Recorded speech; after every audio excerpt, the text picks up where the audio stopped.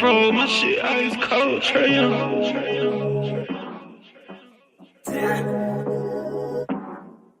And you know I wear my heart on my sleeve. You hitting all the reads. Pack your shit like you finna leave. I go and hide your keys. Put you in position to win. Bless you without a sneeze. Bust you down in all the VV. That we was getting cheap. Overplay my part, I can't breathe. I feel the pain in my lungs. I thought we really was one. My heart cold like Trey Young.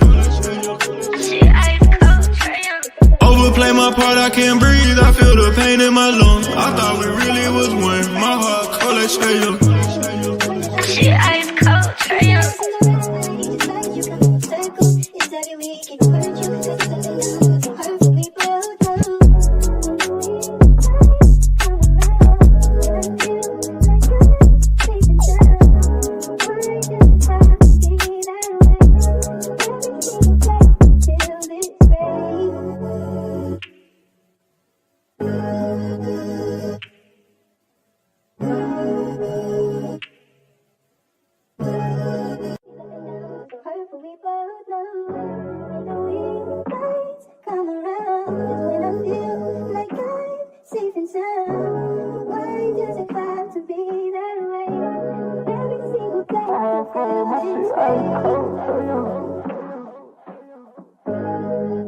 Fro, my shit ice cold, Trey Young.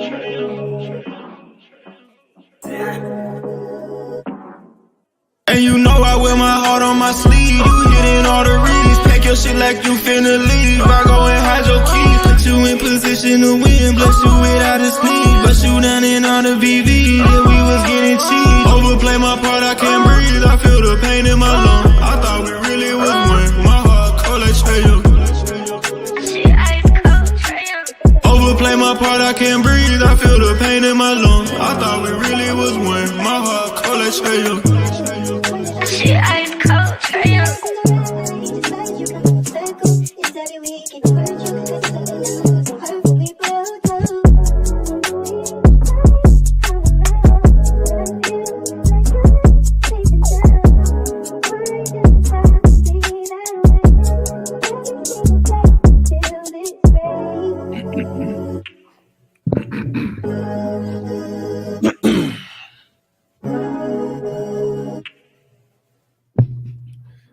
Yo, what's good, family? It's your boy Demond in the building, man. We Talk Hawks TV. We Talk Hawks. What? We Talk Hawks daily, baby. Y'all know we talk Hawks all day over here. What's good? It's your boy, man. It's your boy Demond in the building. Want to discuss a couple things with y'all, man. We back. It been a minute. Once again, yeah, don't worry about what I got under my name. That's Kirk Cousins, man. Salute everybody tapping in, man. Salute Larry in the building, man. Gaston in the building. My guy Sports and Society. Tanju in the building. Daniel in the building. Craig in the building. Levi. Let me go ahead, man. I'm gonna go ahead and drop this link real quick, man. Let me go and drop this link. RJ in the building. Let me drop this link. Couple of topics I want to discuss today, man. Y'all know me. I'm not going to take up too much of your time today. Probably going to be on and off in an hour, depending on where the conversation goes and who comes on the panel. But here's the link just in case anybody want to tap in, man. So the first thing I want to discuss, man, is a Jaylen Johnson contract extension, right? I've read reports saying that, you know, Jaylen Johnson, they looking at like a 4-year 150, between 4 years 130 to 4 years 150. And word is that the Hawks front office, Landry and them, have already engaged Jaylen Johnson in reference to a contract extension. And the word on the street it's just the word. So don't say Demond said it. It's just the word that the Hawks have laid out a certain targets that they would like Jaylen Johnson to hit to receive a certain amount of money on the contract.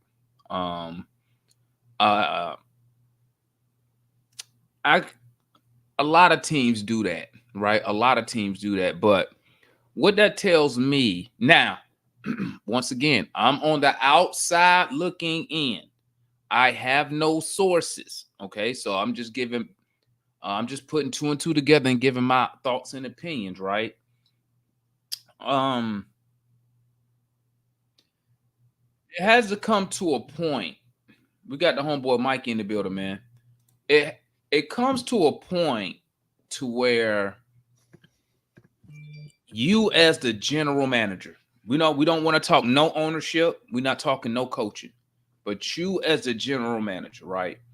You have to be able to look at your team and you have to say, this guy here is a part of my core going forward. Okay. We don't care about who's coaching the team. Okay. We don't care about that. Who are the players that is the core of what you as the general manager are trying to build, right? As Hawks fans, I'm sure we can all agree Trey Young, Jaylen Johnson are no-brainers, okay? Not non-negotiable, no-brainers, core players that we're looking to go forward with 5 years, 10 years from now, okay? So, in my opinion, if I'm a general manager, that's important when it comes to contract extension because the Hawks, in my opinion, we're in a weird spot, okay? We're not built to contend, right? I'm sure a lot of Hawks fans will agree. This is not a championship roster, okay? So it's kind of hard to judge a player based off winning when the team is not currently built to win a lot of games. What's up, Mike? I know you sound like you want to say something. No. I think you're right. I agree with that, but I think what helps in this stage is that we know at least they are trying to win. It's not like the Blazers and the Nets. The Nets, they have a couple young players that they want to develop, but they clearly are tanking to try and go after Cooper Flag, VJ Edgecombe, Right. like all these different guys. At least with the Hawks, yes, while Jalen's development is probably one of the most important things this season, at least we know that they are trying to win. So he's going to get that credit if he does. You know what I mean? Right. And the point I'm making is the general manager has to look at Jaylen Johnson and say, the Hawks winning is not a big part about how much we offer him or pay him because the team is not set up to compete for a championship, right? So if the Hawks win 40 games, that shouldn't affect, because I know some people are based off wins. So, and how far your team go in the playoffs, such and such and such. But I know that the team is not built to win big right now. Okay. So we're probably looking more at what Jaylen Johnson brings to the Atlanta Hawks. Okay. And with Jaylen Johnson, to me, this reminds me of an sort of like an Al Horford situation. A lot of Hawk fans didn't want to give Al Horford that money. Okay. We know the front office didn't want to give him the money originally because they lowballed him with the first offer. Okay. But what I tried to explain to people was this. Al Horford may not be a max money guy on a different team, but what he did for the Hawks, in my opinion, was max money work. He was a pick and pop shooter. You could run various type of sets with Al Horford at the power forward or the center position under Coach Bud. Great pick and roll big. Can shoot. Switchable. Yep, can shoot from everywhere on the court. He wasn't that good of a three-point guy with us, but as you can see, he developed a three-point shot. It's situational for each team. You can't look at, say, oh, this guy's a max player for, say, the Knicks. Doesn't mean he's going to be a max player for the Hawks or the other way around. Like that's what I was trying to explain to people. Situational. Because guess what? We have not found a big that was better than Al Horford yet. Okay? As far as what Al Horford did for us, whether you want to say he was a power forward or a center, okay? He fit what we was doing at the time perfectly for what we were doing at the time, which resulted in what? A 60-win season. It resulted in a trip to the conference, our first trip to the conference finals in Atlanta. It resulted in what? I think the very first undefeated month in the NBA, right? So I was trying to explain to people that Al Horford brought value to the Hawks. Now, to the Celtics, because what people did was when he signs that deal with the Celtics, people was trying to come back to me and say, hey, DeMond, look, he's not even doing nothing over there, blah, blah, blah, blah, blah. And like I was trying to explain to them was because his role over there was different over there than what it was to us. But his role over here was more important to us, considering how we play in a style of basketball that we play under Coach Bud. Remember, we didn't have no star players, really, for real. We didn't have no what you would call a superstar, okay? Yeah. And that's why the player has leverage. That's why the player in those conversations, those negotiations. Right. So with Jaylen Johnson, there's just me, myself. I know others are different. I'm not factoring in the Hawks record when it comes to re-signing him. I'm factoring it. The main thing for me is, do I get that jump that I'm looking for? The games that we do win, is he a factor in winning in the games that we do win? So that's what I'm, and I'm gonna keep it real. I'm not gonna sit here and say I need him to average 25. Now, I don't need him to average LeBron numbers. It's not gonna happen. We know that. Well, let me say it like this. It's not gonna happen this year. Okay. So I don't think now maybe if we didn't have a Trey Young and Jaylen Johnson was the main focal point, the number one guy, and you ran him like Apollo Banchero and he was the number one on everything, maybe now we're talking differently. But I don't need to see him do 25, 9, and 7, right? I would like to see him over 20 points, okay? I think a nice solid stat line would be something over 20 points. I would love something 5 or more assists. And I would love something around 7 to 8 rebounds. I would love to see that. I think that right there says something. Yeah, it says something. Big jump from 16. What do you average? 16 or 17 points a game. If he can bring that up 4 to 5 points, that puts you over 20. And pretty much if he give me the same rebounding that he did last year. Yeah, 16. Yeah, 16. And what was his rebounding and assists last year? Assists last season, 3.6. And then the rebounding, 8.7. So basically what I said was, if he just come up 2 assists, which I don't see that being that difficult. I see it being like DeJounte's gone. Like he's going to get more opportunities with the ball. Right. And you know what we're not going to see that we saw last year, Mikey? You're not going to see him come out that game as early as he took him out this year. Because remember, he would always take him out with Trae, which was what, the 6 to 7 minute mark of the first. And now I think this is just my opinion, but I think he's going to leave one of JJ and Trae on the floor at all times. And that's my point when I say he's not going to take Jaylen Johnson out with Trey Young like he did last year. It was clockwork. DJ stay in, Trae and Jalen comes out at the same time. He did the exact same thing. And basically, I'm just saying what you're saying. I just took the long way around it. But yeah, I just took the long way to get to it. But so I can see that right now. So would I love for him to be an all-star? I would love for him to be an all-star, but as a real NBA fan, I understand what goes into being an all-star. Popularity, winning, right? So if he could put up all-star caliber numbers, right, I can see the Hawks giving him.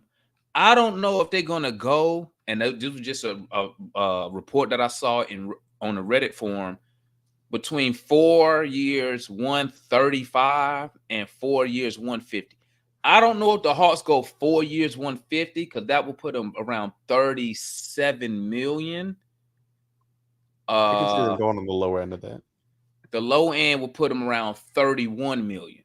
I think that's if he can give you that type of production, the 20 plus points, the same rebounds he gave you last year, and come up 2 assists, which will put him around 5 to 6 assists. I think 31 million is a deal for a guy. Let's bring in now let's bring in the age of this player. This is a guy, if he gives you that type of production now, he could probably give you that same type of production for the next 5 to 7 years, right? And probably just going to get better. Yeah, he's only 22. There you go. So if he can give you that same production, you get that type of production from a guy who hasn't hit his athletic prime yet. So I can see the Hawks maybe like I said, not going to 150 at the 37 range, but I could see the 31 range because you just gave Murray, right, when he did that extension. That's what Murray was at, right on the 28, 29, $30 million range. And Jaylen Johnson going to give you same production, a lot more rebounding, right? And once again, I haven't even factored in his time on the defensive side of his defensive abilities and what he can do on that side of the basketball. So I think 4 years, 130 was it? Yeah, 135. I think that's the one that put him at like 31 million per. I think that's a deal for the Hawks if Jaylen Johnson gives you that 20 plus points, 8 rebounds, 4 to 5 assists a night. I think that's a steal because you're getting that from a guy at 22. So you got him locked in for the next 5 years. You know what I'm saying? Or the next 4 years. It'd probably be something crazy like a 4-year deal, a team or player option, depending on how the agent try to finesse it or move it. And I wouldn't have a problem with it if he hit those numbers. Even if we out there, even if we do win just 26 games according to Ticket, I'm not going to factor. That's crazy. I'm not factoring in the win-loss record because, in my opinion, this team ain't built to really make noise. If we make noise, it's kind of it's what's the saying? It's like, well, it's good and bad if we make noise. If we make noise, the price on Jaylen Johnson finna go up. Okay, especially if he is really a major factor, right? Yeah. But I'm good at 31 million if he can give me that type of production. What's your thoughts on that, Mikey? No, yeah, I agree. I think overall my biggest thing for Jaylen is, just seeing the consistent things that we saw last year just continue to develop. Like one of the biggest things is especially just his aggressiveness. Like you put him in actions, couldn't put him in a lot of actions in the short roll or coming off screens, getting him downhill. Instead of these like post fadeaway jumpers or these hook shots or something, like keep going to the basket. Like you're athletic, you need to kind of know when it's your time to be assertive, get to the rim. I think that's one of the biggest things that I want to see from Jaylen this season. But if he does that, that's honestly just even enough points to get him to 20 because of some of the fadeaways and the spin moves that he did was kind of unnecessary. Like he can dunk on so many people if he realizes there's like a little guy under the basket or one of the guards operating as a low man. He just drive to the basket and dunk on him. Like just knowing those type of things, when to be aggressive, when to pass, when to shoot. Because I think he overpassed a little too last season. So I think even if he fixes that gets him to those numbers points wise that you're talking about. And rebounding this year is the first season going into an opening night where Hawks fans don't know if Clint Capella or Onyeka Okongwu is going to start. They don't. And if Onyeka starts, there's a lot more opportunities for rebounding, obviously, with Clint Capella not there. I mean, we can go into that. It's another topic with how the whole Hawks as a roster can supplant Clint's rebounding, but I Mhm. think the rebounding and assists are pretty doable. So I would give him that money around like the 4-year 130 that you were talking about, the lower end of that. I think if he can do all that, that's definitely a good contract for Jaylen. Well, let me ask you this before I move to John. What would it take for Jaylen Johnson to get a 4-year to get about 40 million per? Because I think he can get 37 million per. I think. What would have to happen for you to say, "Hey, let's go ahead and give him the 37"? Not including if he go because he restricted. We not doing matching salaries if some other team making him an offer. I just want to know, like, in your opinion, you're the general manager. What would it take for you to say, you know what, I'm gonna give him the 4-year 150? I mean, if he's an all-star this year, I think Obviously, yeah.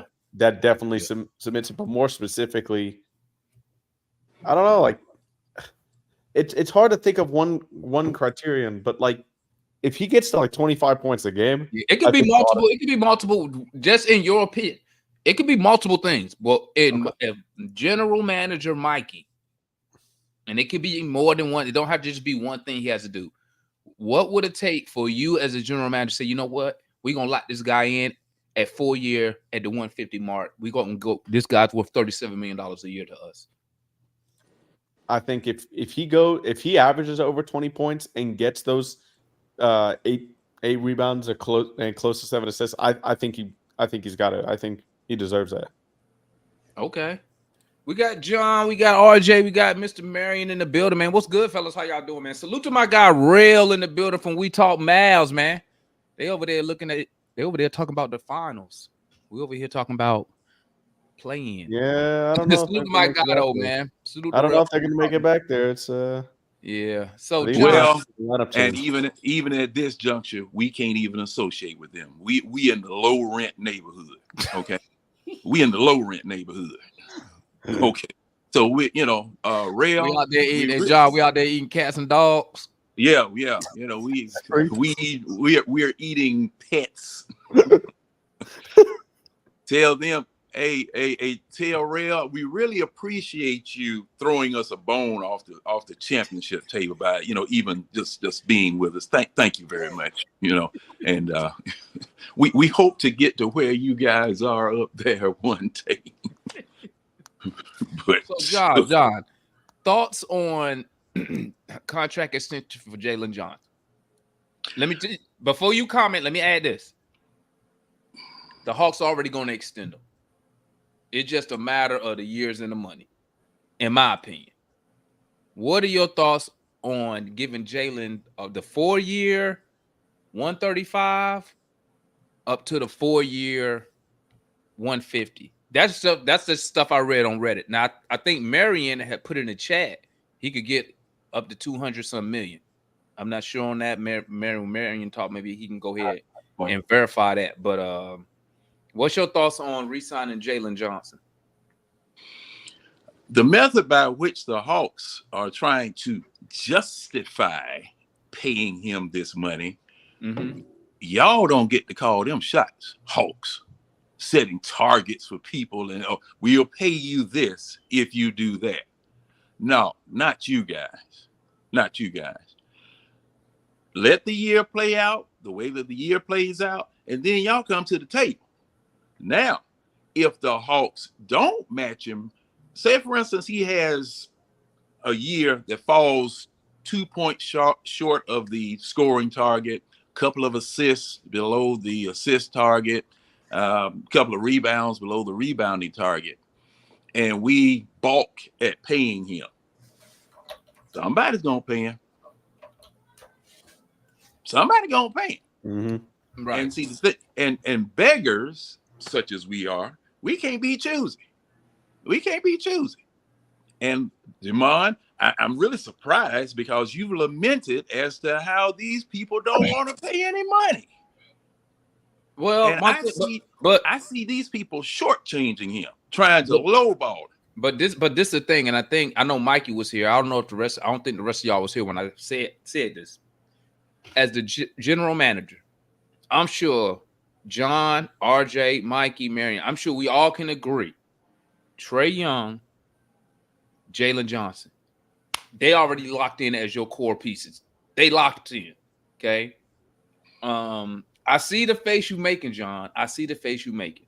Right. You know the reason why I'm making the face. Why are you making the face? This ownership group, and I know you wanted to, move the ownership group out of the situation. However, they're the 800-pound gorilla in the room. They're the 800-pound gorilla in the room. In my opinion, because see, this is the thing, and I've got to come from this standpoint. I have no faith, I have no confidence, and I have no reason to believe that these people are going to do the right thing. Not because they don't want to, but because they don't have the gray matter. This is the thing with me. They don't have the gray matter. They haven't demonstrated that they have the gray matter, because in the predicament we're in right now is due to stupidity, because you never should have gone and gotten Murray. You never should have done that. Okay?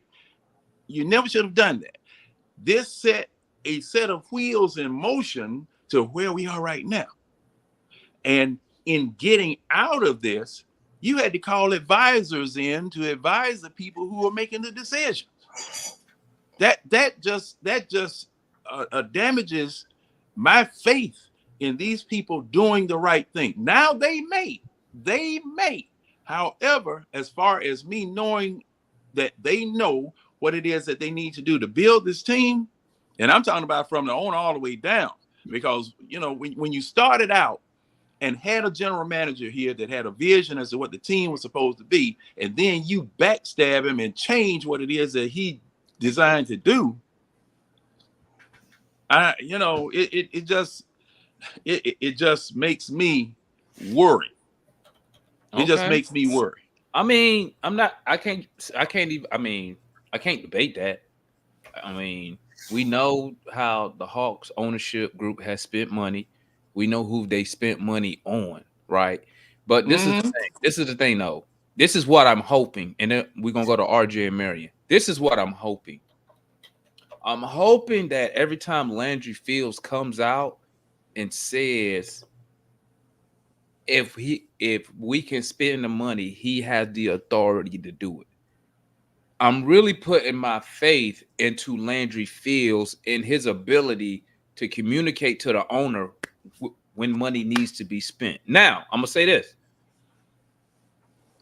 I have no faith, and I'm sure, I don't know if Mikey saw, and I know Mary in the chat. I've always said, and I said it again today, the reason we are in this situation is due to the ownership, is due to non-basketball non-basketball executives making basketball decisions. That's why we're in this situation that we're in now. So I'm really banking on Landry Fields to be able to communicate to the ownership, hey, we need to spend this so we can get that. This is the vision that I have.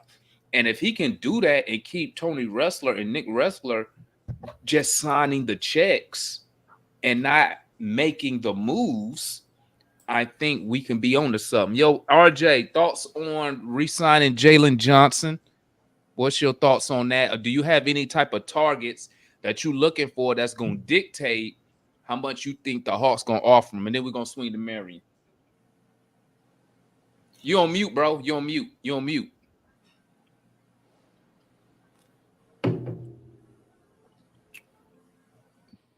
Can't hear you. Technical difficulties. Yeah. Oh, I can't hear you now. Say something. Oh, no, that must have been somebody else who said That must something. have been Mikey. RJ, we can't No, I hear think it you. was I'm on mute. That was Marion. Okay, come back in. We'll move over to Marion. Marion, let me say the question again. Your thoughts on re-signing Jaylen Johnson between, first of all, that 220 you put, that's legit? That's the max he can get? Is that legit? A 5-year 224 is what they gave Franz Wagner over in Orlando. Okay, so we'll use the 4-year 130 all the way up to the 5-year 225. In your opinion, if you are the general manager, what are the factors of you paying Jaylen Johnson what level of money? What are the factors you're looking for in that? A big part of the factor is remaking the face of the Hawks. That becomes a big part of the factor. A second part of the factor is exactly what Jalen does. I agree with John. We got to wait until the end of the season to see what happens. My own benchmarks are 22 points, 8.5 rebounds, and about 5 assists. As long as he plays, as long as he doesn't have any long-term injuries this season. I would like to see him play at least 72 games out of the 82 game season. And if he can do that, then I wouldn't mind giving him the rookie max. Because number one, that makes the statement that he is the future of the Hawks. It tells him that he's the future. It tells everybody else that he's the future. And we have to start clearing off the books. I think well, let me hop in real quick, Marion. Yeah. To me, it sounds like you're trying to kind of shift from Trey Young, because Trey Young is the face of the Atlanta Hawks right now. And remember, Trey Young is only 26. Yeah. So are you trying to shift the face of the Hawks from Trey to Jaylen Johnson? Not at all. Not at all. I'm saying you talk about making him the face, and I was like, well, the hope is that we'll have a Mount Rushmore of faces, including Ricochet. But what I'm saying is that just like they maxed out Franz Wagner in Orlando, and they still have Pelio Banchero there. That's their face. That's part of their face. I think that we can do the same. We should do the same thing and establish who we are. I think Landry has to, and that's what we've been seeing is Landry trying to get himself from under the Travis Slink acquisitions. So I wouldn't be surprised to see us step away from Clint. I wouldn't be surprised to see us step away from Hunter and Bogey, so that Landry can start to talk about that Hawks DNA that he talks about so much with a new group of people. I think that that's something that's necessary for him. So Marion, real quick, Marion. So for you, the Hawks' record don't matter when it comes to extending Jaylen Johnson.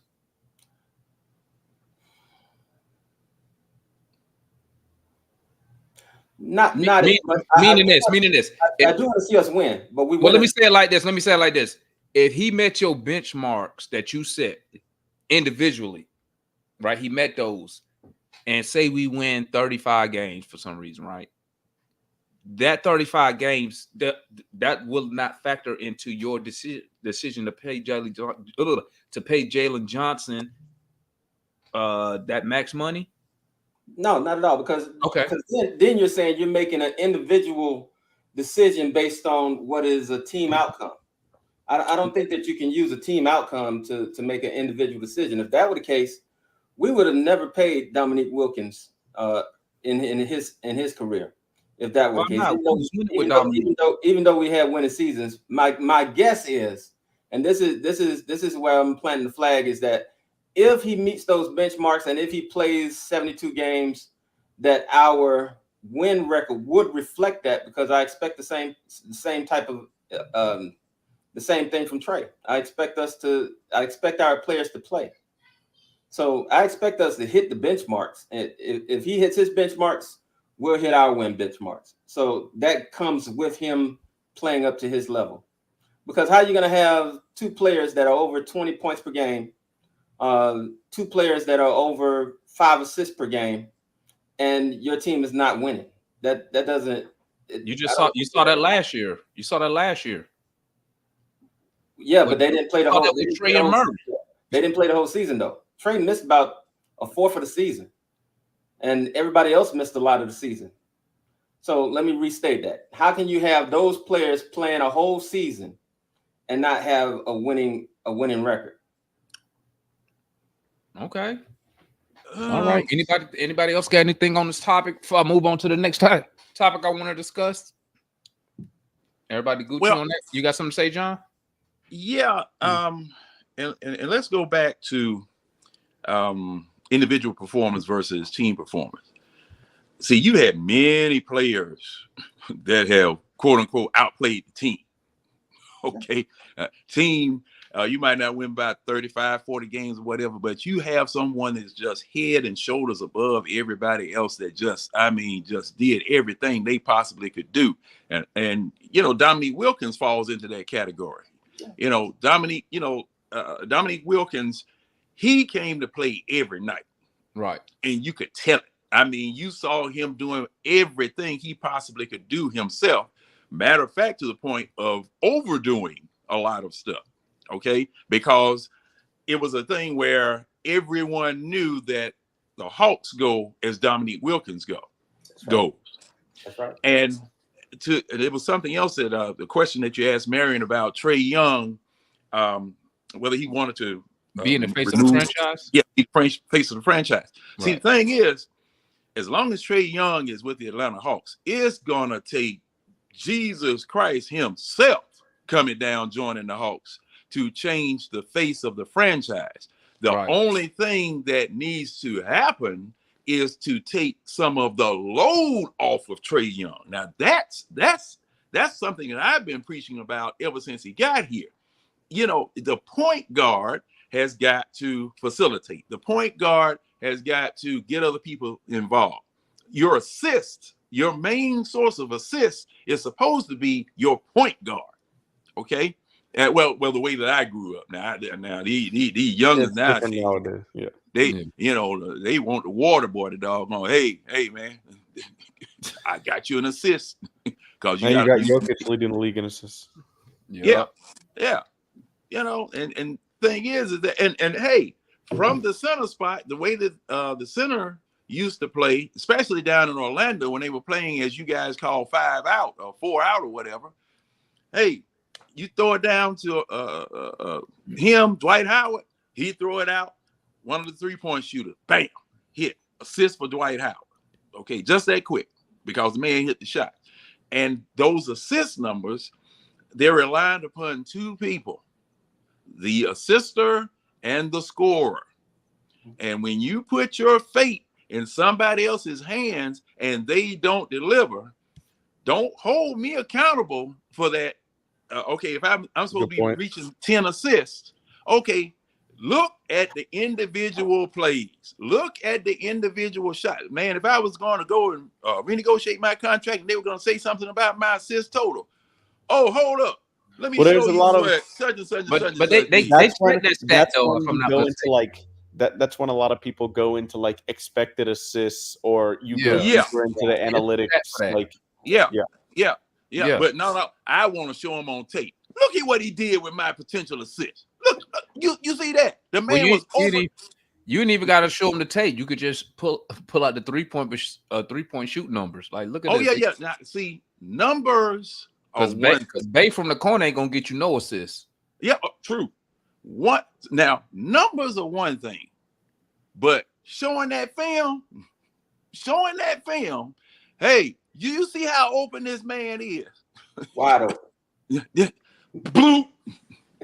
Come on, man. Pay me my money. Let's go on to something else. And to piggyback on what you said earlier, I think it was 2 seasons ago, the Dallas Mavericks didn't even make the play-in. And now you got to remember, they tanked the last couple games. They got fined for it. Even so, they didn't make the play-in. And would you have looked at Luka and say he's not worth the money? Nope.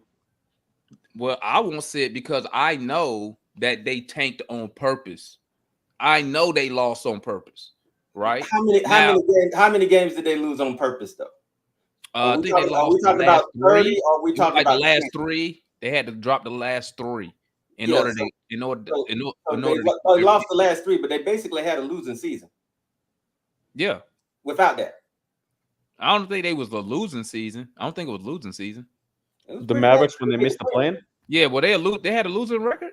Yes, I believe they did. Okay, if they did, they wasn't that far in the 500. It's not like they was dismal. Well, after they got Kyrie, they went into the tank. I mean, they were horrible. Yeah, they were a 38-44.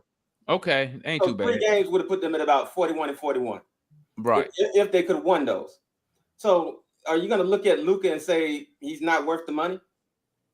Nope. That's my point. That's my point. Is that if Jalen hits the benchmarks, the team wins matter some, but not that much. Okay. Well, I'm just saying because our owner, he values stuff like that. That's why John Collins got that money. And see, definitely because John Collins' numbers was pretty much his same numbers that he always did, but they factored in us going to the conference finals. You see, as an incentive to pay him, because sometimes I'm gonna tell you something. What I believe about the John Collins money is, I believe that Tony Ressler talked to Collins after we made the first offer. He declines. I believe Tony Ressler talked to him and said, "Hey, if we do A, B, C, and D, I'm gonna give you the money." And so the Hawks go to the conference finals, and they because I remember, somebody correct me if I'm wrong, and I think it was Tony Ressler. He said John Collins sacrificed his personal stats for the good of the team for us to win. I got to go find that. I believe that he's the one who said that, right? Well, one of the things about that is that before Clint, John Collins was somewhat of a unicorn because he was basically 20-10 and hitting 40% from the 3-point line. After Clint, he did lose some on the scoring, but he was still hitting 3-pointers at a high rate in Clint's first year.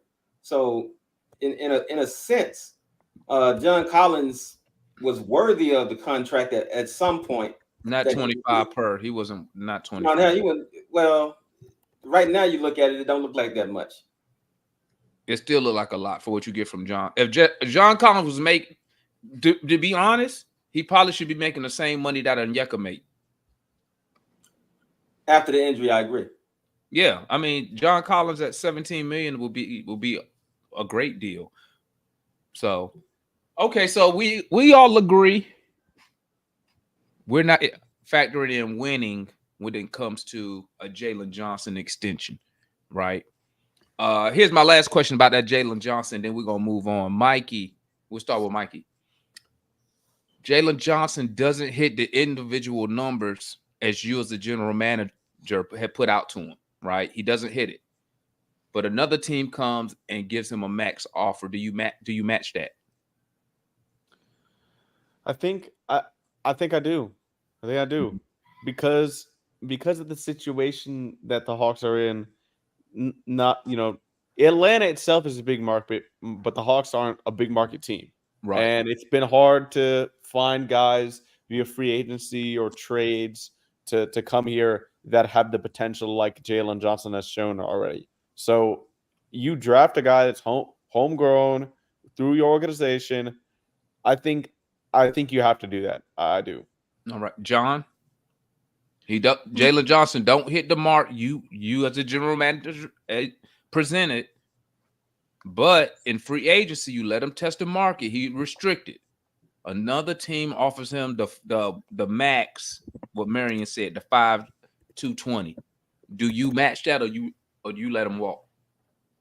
Man, and Mikey, I'm sorry, but I'm going to have to repeat what you just said. I don't have anything original. You're good. Repeat it. Okay, because I just want to make sure that what you said wasn't copyrighted material. See, step on any toes or anything. If we talk Hawks, we'll see at the end. Oh, okay, all right. I go along with Mike. Man, you have no choice. You have no choice. Man, I throw in a new Lexus or a Mercedes in with it. Put the first check in a suitcase and put it on the front seat. John, here you go. Here your car. Here your money. Because you're rebuilding all over again. You got to find someone else. Yet we, like I said, beggars can't be choosy. You got to sign this man. You got to. Yeah. What do you think your fan base would do if you didn't match that man money? The same thing they do now. Swag surf. Well, see, now Demond, get free Chick-fil-A. Demond, is too many things to do in Atlanta on a Tuesday, Thursday, Friday night than to go down and watch bad basketball. Okay. I mean, and the people, your purists like me and like you and like Mike and like Marion, now, we'll stay home. Everybody else, with all that stuff they building down there, shoot, Tony Russell's own new playground might take fans away from the Hawks games because it's more interesting down there, and you won't feel like you're ripped off when you go in there. Okay, I'm telling you, man, the time is going to come, just like everything else that's new. The newness is going to wear off. That's right. Why am I coming down here, man? These jokers sorry. I've been wasting my money going down. These jokers sorry. So yeah, pay the man. Mr. Marion, let me guess. You gonna match it, right? I got to match it, but under one circumstance. Well, no, I match it because he's an asset, and basically I'll match him. And if he didn't meet the benchmarks and I didn't think that he was gonna be any better, I tried to quickly find a trade for him after I matched him.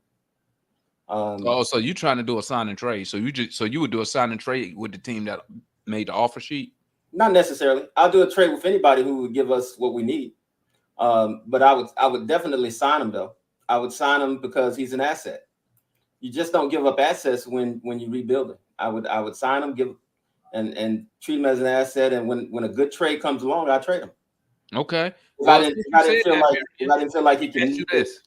Let me ask you this. That's a good segue right there. Marion, then we're gonna go John, then Mikey. Are the Atlanta Hawks rebuilding? Now, the reason I'm asking you that is this. Everyone outside of Atlanta Hawk fans, so your basketball pundits, your basketball players with podcasts, they all say the Atlanta Hawks are rebuilding. What say you, Mr. Marion? That we go John and Mikey. What I say is that every time, and this is something that I've seen of every GM I've ever seen. Every GM likes to clean house of what the old GM did and like to put their own stamp on the team. I think that's what we're seeing with Landry. I think he's getting rid of the vestitures of Travis Slink. He's keeping some of the things that he liked, but he's getting rid of most of it. And he's trying to put his own stamp on the team. It's similar to what Ferry did when he became the GM. He cleaned up a good team with Joe Johnson and Josh Smith and Marvin Williams. He cleaned all that out, and he put his own stamp on bringing in Paul Millsap, Kyle Korver, and Devontae Carroll.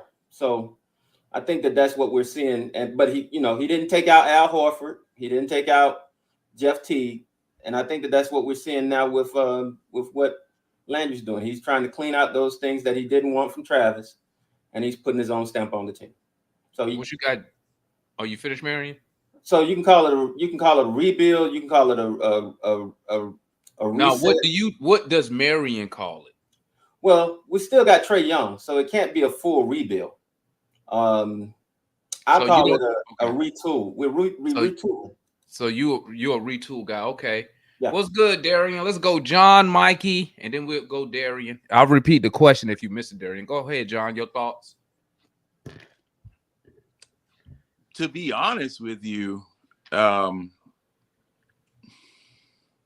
yes, it's a full rebuild, retool, reshuffling, rerun, repaving, it's all right. It's because it's just because thing is that you're taking pieces.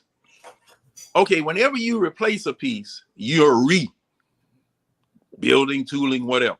All right. True. Your focal piece is Trey Young. Trey Young is your focal piece. All right. You're putting things around him, and this is the latest iteration of attempting to put things around him in order to make him successful. Okay, this is your latest iteration. All right. even though I don't like the pieces that are being put around that's supposed to be, doing everything, I got to wait until I see what they do. Mm-hmm. At this point, it is it's a rebuild. It's a retool. And your general manager here, Puppy K, the owner, everybody else, no, they're not going to say that they're retooling. They're not going to say that they're rebuilding, because that takes money out of your pocket. That takes money out of your pocket. That makes you look bad too, because of the fact that what you did didn't work. Mm-hmm. What you did didn't work. You're doing something else now. You're trying to save face, as it were. So, yes, this is definitely a rebuild, retool, rearrangement. Okay, John got us down for we re-in. I'm gonna say that on Twitter, John. I'm gonna steal that. Mikey K. All right. So I already know what you're gonna say, but go ahead. I know you're not. Yeah, you know what I'm gonna say. I already know. John wouldn't want to commit. John, you didn't want to commit. You kept saying rebuild, retool, but those are two different things. Yep. Because I don't think it's even close to a rebuild. In my opinion, a rebuild is when you change the core of your team. This team has the same exact core. This team is trying to win. They made a move this offseason with the DeJounte Murray trade to correct what we know now as looked like a bad trade. And Damon says this all the time. Credit Landry, credit the front office for trying to go get a guy that they thought would help the team, because normally the Hawks haven't been the team to do that. They haven't gone out and traded for an all-star the season before for forever, but it didn't work out. Now they're trying to get back the flexibility that they had before that trade, as well as getting some younger players like Dyson Daniels, who was the centerpiece, who was one of the centerpieces of that trade, to now get more development in him, plus those picks for the flexibility. Like I wouldn't say this is rebuild at all. For the main reason is that the core is the same. I don't think you can have a rebuild if your core is the same, because the Nets, look at all the objectively rebuilding team, the Wizards, the Nets, the Trailblazers, Spurs. I guess they're still in there. It'd be Wemby's kind of an exception there, but all these teams. All these teams are definitely trying to figure out their core. The Hawks know their young core, so and they kept it from last season. They added research. They added Dyson Daniels to it. Those two are particular young players, but I don't see how getting rid of DeJounte would see that it's automatically a rebuild. They still have their same core, so. Yes, they're retooling the roster. They're putting different guys around Trey Young and Jaylen Johnson to have a better chance at and have a higher ceiling moving forward. But I wouldn't say it's a rebuild, because they're not trying to lose. They're still trying to win with the same core they had last year. Okay, so Mikey is on the retool. So you're a retool guy. Yeah.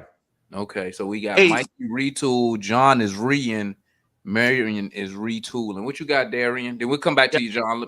Yeah. That's what I wanted to say. Darian, are we rebuilding or retooling? We're retooling.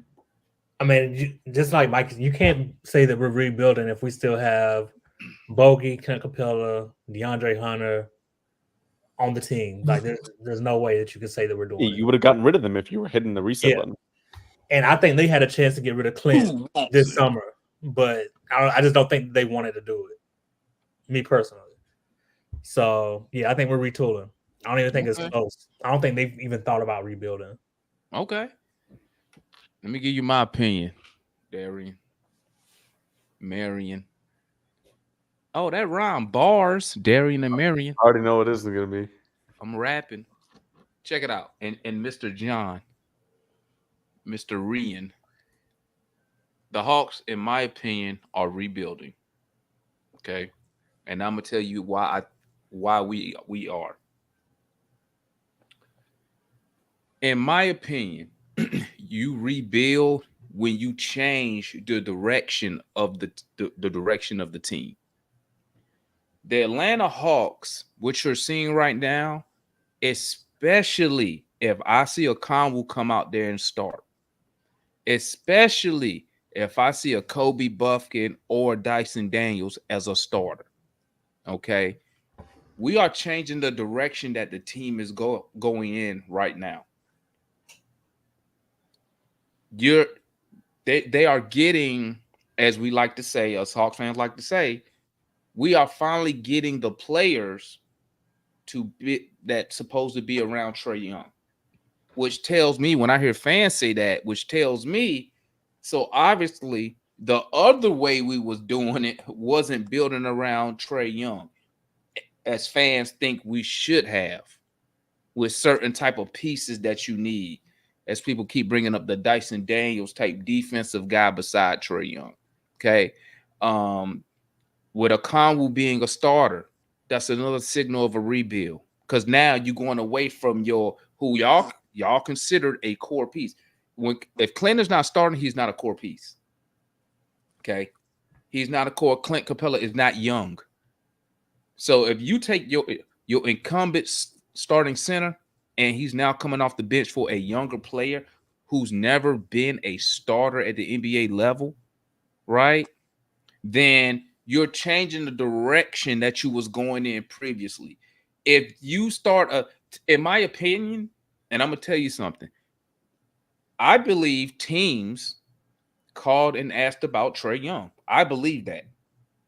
I believe if the Atlanta Hawks didn't have those picks, didn't give up those picks to the Spurs, especially this year, I believe that the Atlanta Hawks, if a proper offer were to come across the table and we had that 25 pick this year, I believe the Hawks would have took a proper offer for Trey Young. That's what I believe. Okay. Did a proper offer come across? No. And I'm not trying to put any type of shade, because that's what you're supposed to do as a general manager. I'm not saying you don't have to make a deal, but when people call, you listen, because you don't know what they might say. Hey, we want Trey Young. We're gonna give you Jokic and 50 million picks, and you got to take that. You know what I'm saying? I believe we are rebuilding. I believe you're gonna see a lot of Ricochet, Daniels, Buffkin, a combo. You're gonna get so much of them this year, there ain't gonna be no more complaints of young players playing. I believe y'all, as y'all say, oh, we didn't trade Bogey. Oh, we didn't move off Capella. Oh, we didn't move off Hunter, because we really couldn't do it this offseason. You have to have something to start the season. You have to have something, even if like a Dre Hunter doesn't start. You still have to have a guy like a Dre Hunter to come off the bench for the young players that you're going to have out there that started. You see where I'm going with this? So, in my opinion, the Hawks are rebuilding. That just see now, to your point. Go ahead, John, and then go ahead after him, Arian. And to your point, everything that we quote unquote acquired is supposed to be replacements for what we have. Correct? Yeah. So exactly, that's what they are. Yeah. And see, that's where my angst comes in, and that's why I say it's because all right, I'm going to use this analogy. Just strap in, because I'm going to try to go around 285 just across the street. But you're gonna understand what I'm saying. But okay, right now, Ford, GM, everybody, they're going to build their 2025 models now. The 2024 year is gone. They shut the plants down, put in new tooling in the plants. Say, for instance, they're going to change the model. They're going to do something with the model. They shut the plant down, change it, and retool that plant so that they can build this 2025 car. Now, it depends upon whether there's going to be a radical redesign of the exterior, a radical redesign of the interior, various options that are going to be offered, all of that type of stuff. But it's still a Ford Motor Company car. It's still a Ford Mustang. All right. Mm-hmm. The Atlanta Hawks are still the Atlanta Hawks. But pieces are being added, pieces are being subtracted. You might offer the power windows as standard equipment this year versus you paying $200 for it last year as an option, things of that sort. That's why I said because in some facets, and this is just how I'm feeling about it. In some facets, it is a retool. In some facets, it is a rebuild. You do have core pieces, and I would argue the point that DeJounte Murray had become a core piece. Okay, I would argue the fact that he was a core piece because that was your shooting guard, that was your point guard. When Trey Young was not there, your scoring came mostly from that position because of him, because of the ability he developed.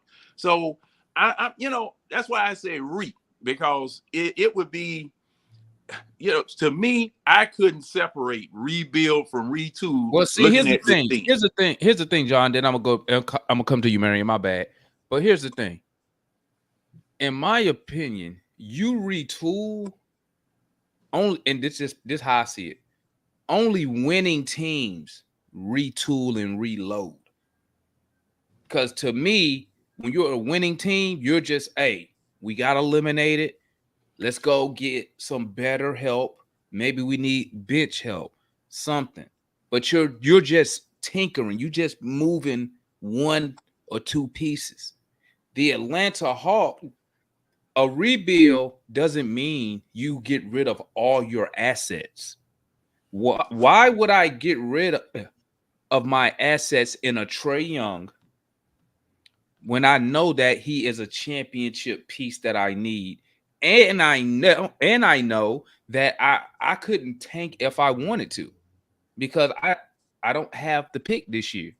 So gutting the team doesn't help the Hawks in any facet. That's why they're not rebuilding, because they're not going to. No, you're rebuilding because guess what? Your roster, your key players after that trade deadline, because what I'm already seeing, Mikey, is this. The Hawks going to be under 500 at the deadline. And I believe contenders going to be calling for who? Bogdanovich. Contenders going to be they're going to be calling for Clint Capella, especially if one of their bigs go down. And I believe those type of players, it may be a Dre Hunter. The Hawks going to get off that money. Those dudes will be gone. And after that break, you're going to have a whole new roster. So the core players that y'all mentioned, like the Capellas, the Hunters, the Bogies, could potentially be gone. If I'm the Hawks, they will be gone. It could. Because that also clears your books, get you off that long-term money. And I guarantee you, when the Hawks make these moves at the deadline, they're going to want young talent. They're going to want draft picks. And they're not going to take back any long-term salary. That is part of rebuilding your team, taking your team into a different direction. You don't have to get rid of everybody. But what? Wait a minute. Hold on. Are you going off the assumption that they're going to be bad? Hold on. Let Marion go. Then we go Mikey. Then we go to you there. We've been fortunate enough to see some classic rebuilds here lately. We watched the Spurs get rid of all of their players, including DJ, so that they can go after Victor Wembanyama. We watched Utah get rid of their two top players in a rebuild. What we watched with us is that we've kept two players who will be our two top players in JJ and in Trae. And but make sure you marry. But make sure you let me finish. Hold up, but make sure you add this though. Those teams have their own draft picks. That is a big part of that. That's why they were rebuilding. That's why they could tear it down. That's a circumstance. They tore it down. That's a circumstance. But let me finish. Go ahead. But now we kept our two players. But let's look at Boston. Boston has had Jeff Teague. They've had Kyrie Irving in their losing years. They've had Marcus Smart. They've had all these players. You talk Kyrie about wasn't there in their losing year. You talk about change directions. They got rid of Kyrie Irving. Who is what we would consider an all NBA player. They got rid of him. They got rid of him after they went to where in the playoffs? I don't even think they made the playoffs when they had No, him. they went to the conference finals. Went to the conference finals. Kyrie was injured though. Okay. Yeah, Anywho. that's when Terry Rozier made his mark. Terry and then Rozier, that was Jaylen Brown and Tatum's second year, I think, or first year. So what we've seen with the Boston Celtics is that they have constantly retooled because they have kept their two core players. But what did I tell you, Marion? What did I say? Only winning teams retool.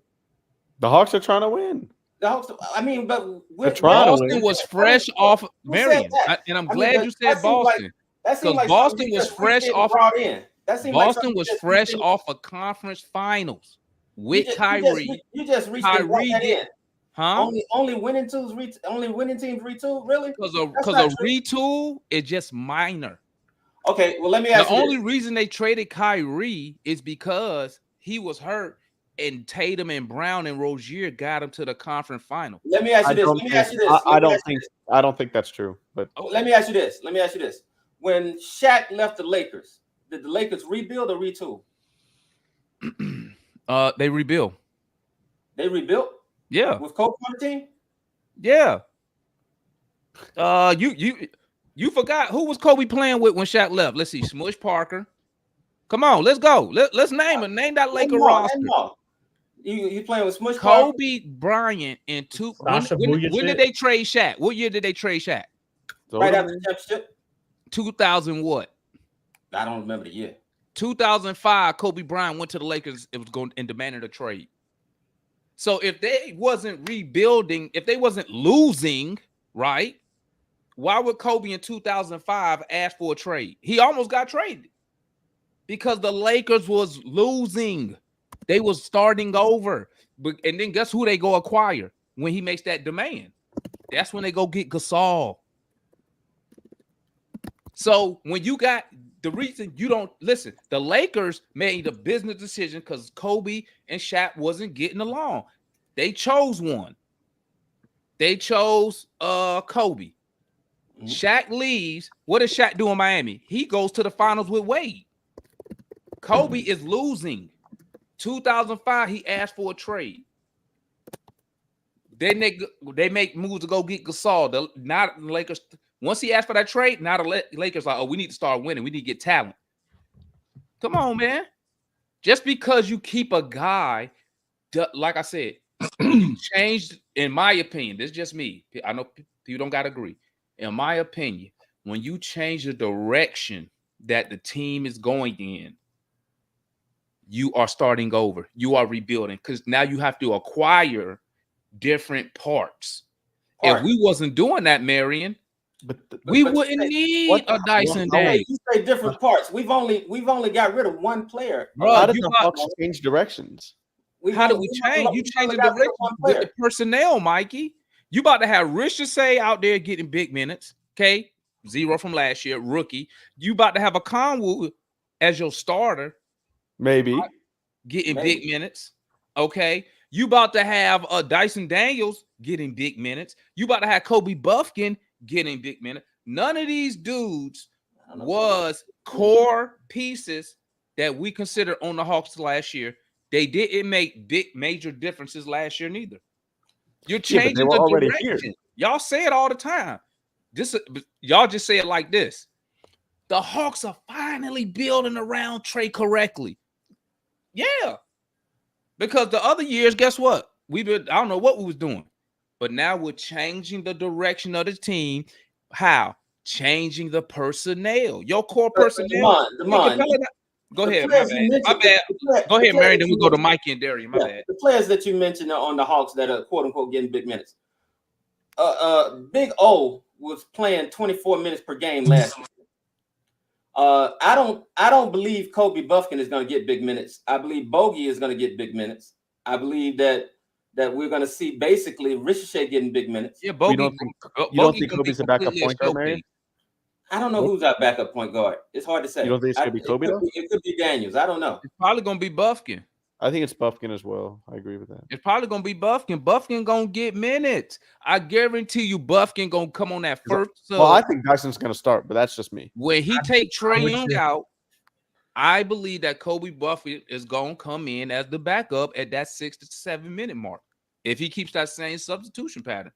Well, don't be surprised if you see some of the same players that were playing last year playing this year. Is what I'm saying. Yeah, until that deadline when we under 500 and them contenders start calling. Who say we'll be under 500? We're gonna be under 500. We're gonna be under 500. Okay. I don't think you got real good crystal ball over there, Demond. I want to see it work. What you say, Marion? I got what? You got a real good crystal ball over there. I want to see it work. It's gonna work. It's gonna work because right, what it does is putting us in the right direction. The problem is the picks. That's why we can't really say, you know what, Trey Young, hey, after this All-Star break, hey, your foot injured, you out for the season. That's the only reason we can't really go for the gusto in the 25 draft with our own pick.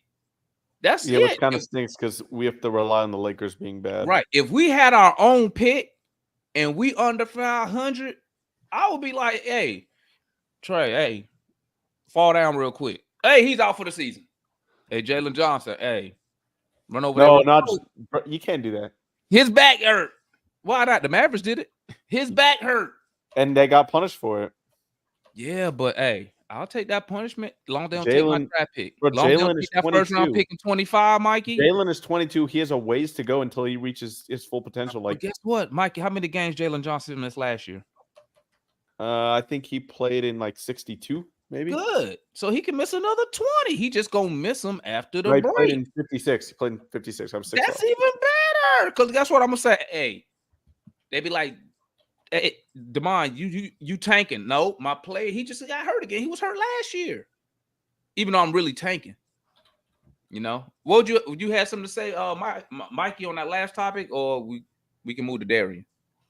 No, I don't think any. No, I don't think so. Okay, what's good, Darian? I know you wanted to say something. My bad. Man, I'm trying to remember what was I gonna say. No, I was just gonna reiterate. I still don't think it's just because you get rid of some players. I don't think that it's a rebuild. What about when you change the direction of how you building the team?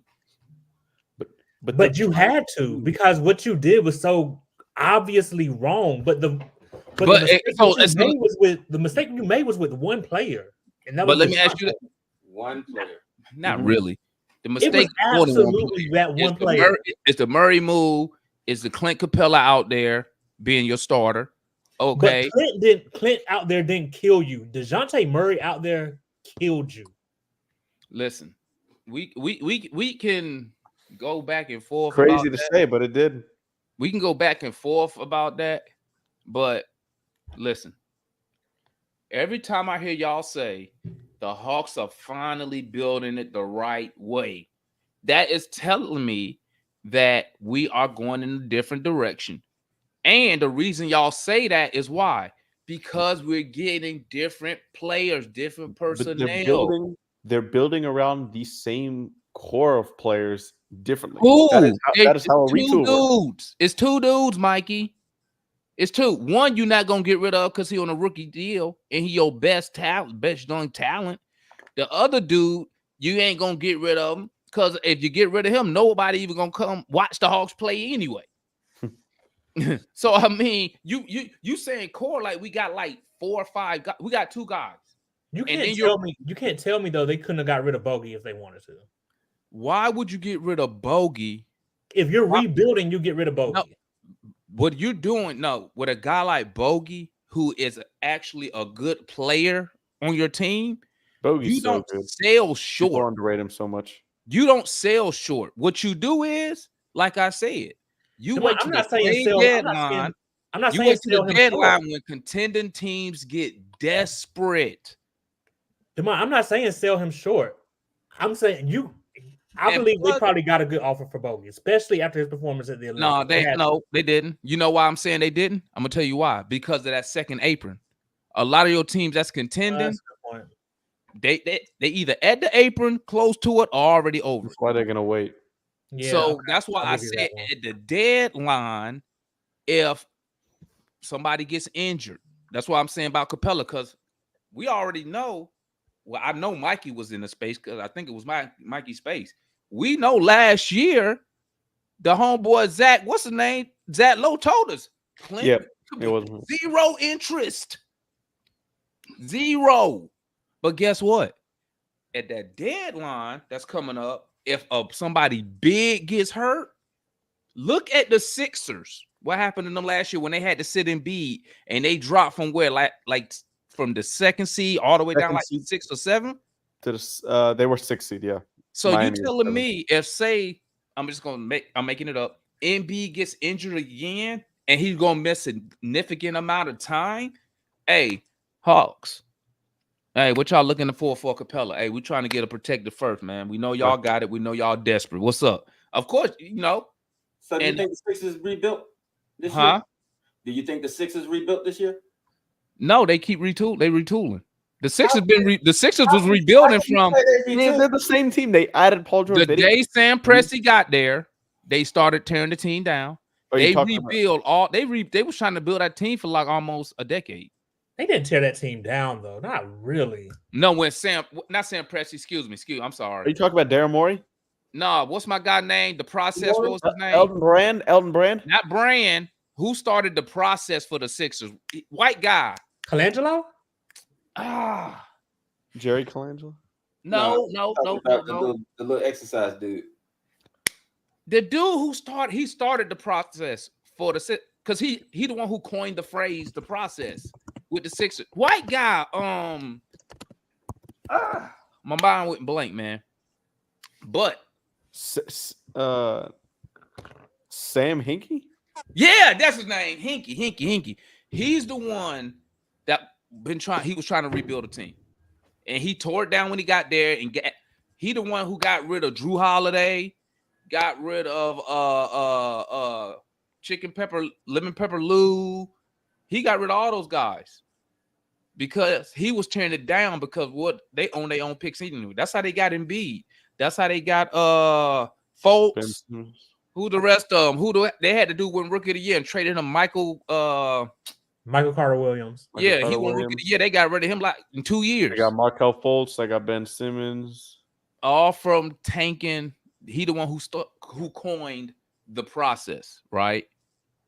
So they have been building that team. You get Embiid, they make that run to the playoffs. Now they're finishing top in the East.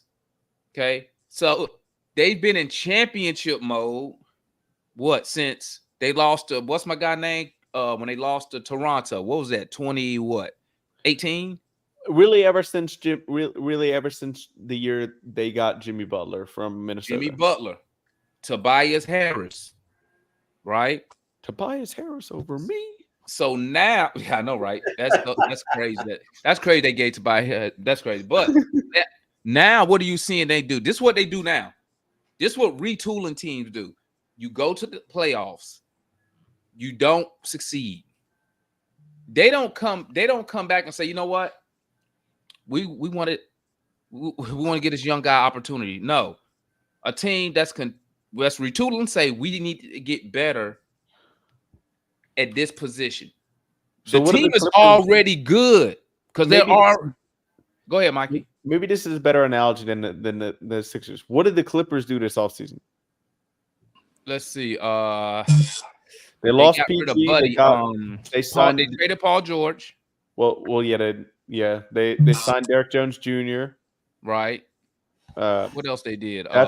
That's pretty much them. I mean, they upped Zubac for an extension.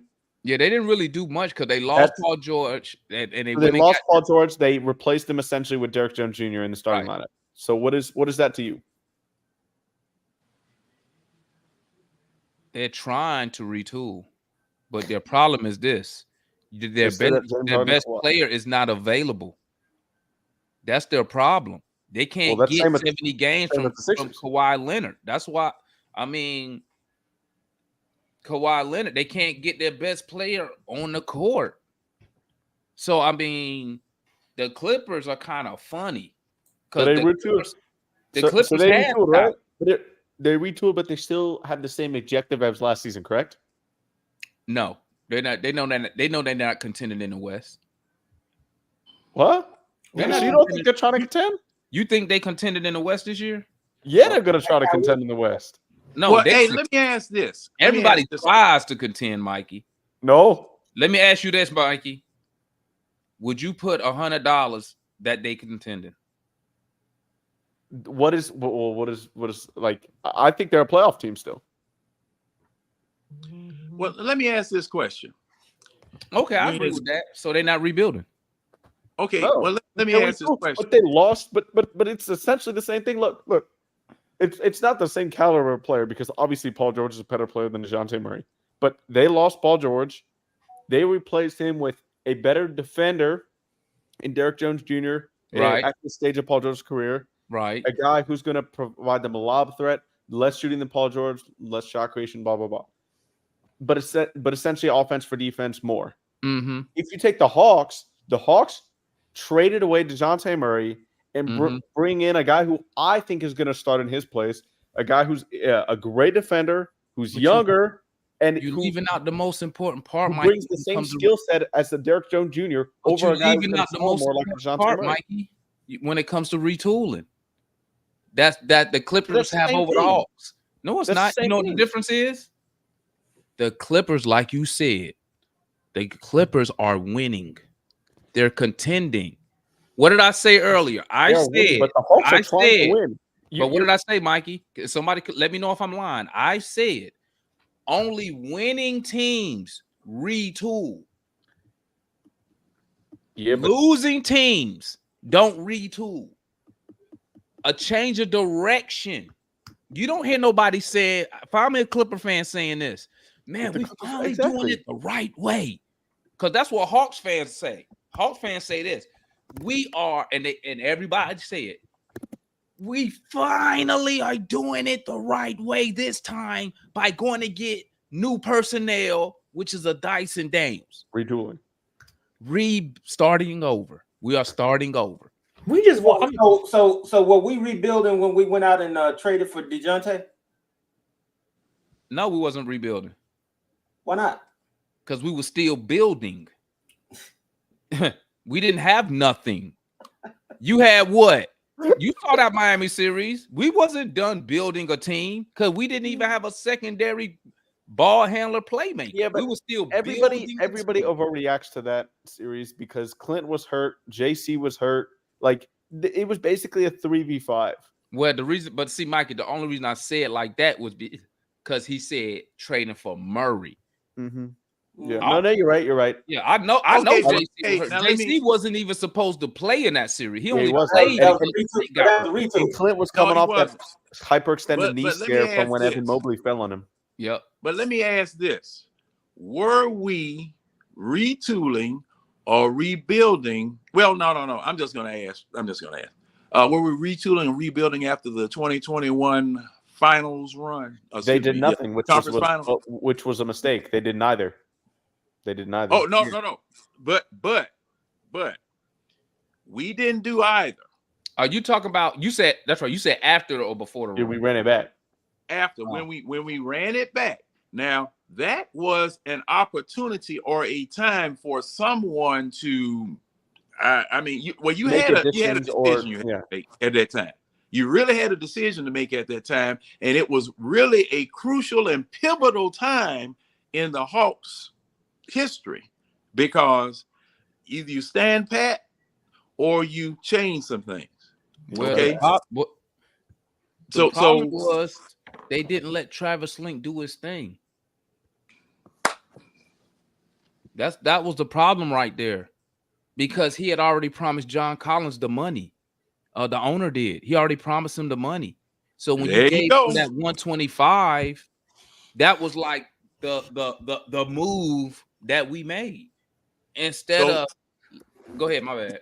Now, Demond, no. I'm sorry, I interrupted you. But I wanted to stop you right there and go back to a question that you asked in the very beginning of our discussion today about what you think these people are doing and my lack of faith in them, because see, you brought up another instance of where the front office interfered when they shouldn't have. Yeah, I always Promising say that. somebody some money.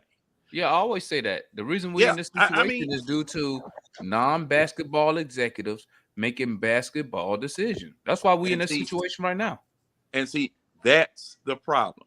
If you cannot assure me, and you can't, and nobody can, if you can't assure me that these people are not going to be meddling into the general manager's affairs, I have no faith in them. And then on top of that, the general manager that you have, it's to the point where he doesn't know anything. You had to get him an advisor along with the president as to what moves to make. So I can't trust nobody. I mean, but I will say this. I'm gonna say this though. I'm gonna keep it fair for Landry. Even teams like the Warriors had advisors to advise their front office. They had the general manager for the Warriors, the old general manager. What's my guy name? The old GM who built. He's on ESPN now, right? Yeah, I know what I'm talking about. You talking about Myers? Yeah, Bob Myers. Bob Myers. You know, he had Jerry West as his advisor. Jerry West used to advise for the Lakers. He used to advise for the Clippers. He used to advise for the Warriors. So teams having advisors. So that's the only reason I don't bring that up when I clown Landry Fields, is because almost every team does. Yeah. Every team has advisors. See, the thing is, I'm clowning them because of the fact that they never should have gotten the job. Okay, you had no prerequisites. You had nothing that you could put on an application that would tell me that what past success you had as a GM or as a president, especially the president spot, because that's daddy's money.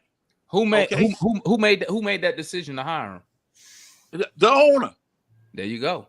The owner. So see, that's what I'm talking about.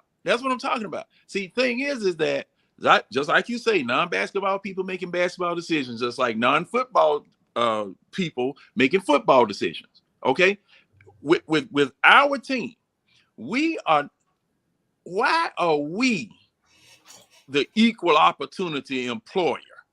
Okay, regardless of religion, creed, race, national origin, or experience, or knowledge, or smarts, that we're going to have these people, put them in charge of a multi-million-dollar franchise, and they screw it up. Let me shake the room right here for you, John, for a second. Have y'all ever considered that Dallas Mavericks GM is Nico Harris? Yeah. What about him? Yeah. He's not a basketball guy. He came from Nike. How long? So you telling me he don't have no basketball executive experience? Not at all. Let me look. You sure about that? Now I'm gonna ask you again. Let me look at it. And he's what? What is this? What is his role? General manager. So he has no best. When was he hired by the Mavericks? 2021 was his first season. He was hired that year. Hey, Marion, you know how I explain general manager that? That year too. Marion, you know how I explain that? How you do that? The sun shine on a baboon butt every now and then. It's been shining real good. That is not the norm. That is not the norm. That's not the norm. It's been shining real good though, John. Huh? It's been shining real good. Yeah, but it's one baboon. But it's one baboon. But this is the thing. That's not the norm. And what is he actually doing? Is he just holding the title and other people are doing the work? We don't know. You can't. We can only let somebody come out and say it, which they never going to do that.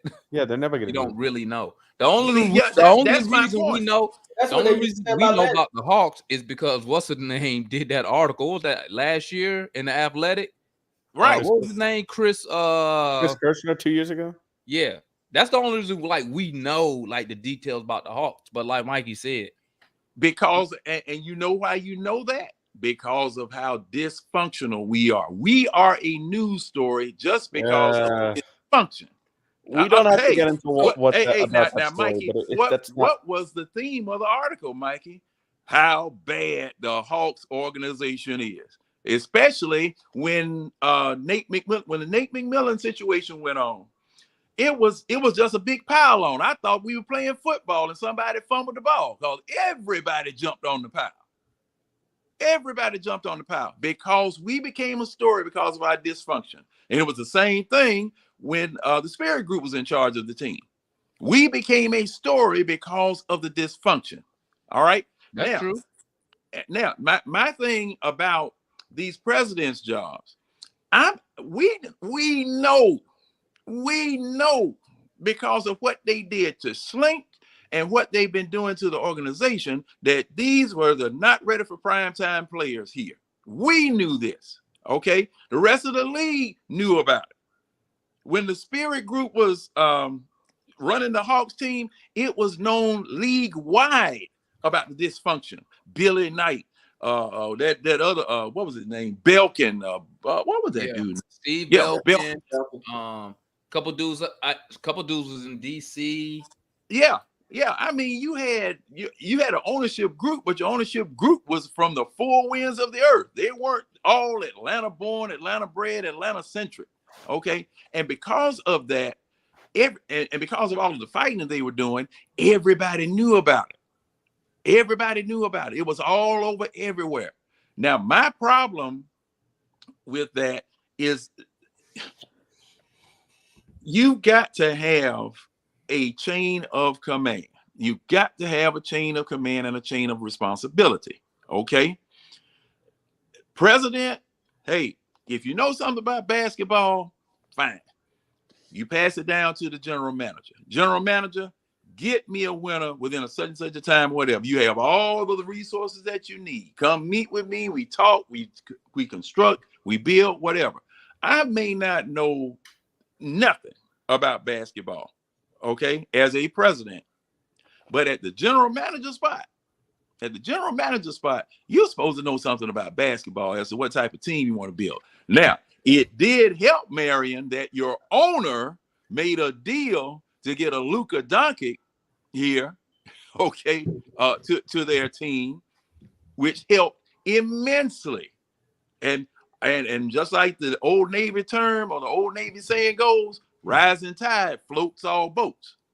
All right, you get a Luka Doncic and raise the awareness, raise the shine that your team has. You make everybody look good. You look like geniuses. But when it comes time for me to ask you a question, hey, what is the 2-3 pick and roll? Hey, man, I don't know them. What the hell is that? Come on, man.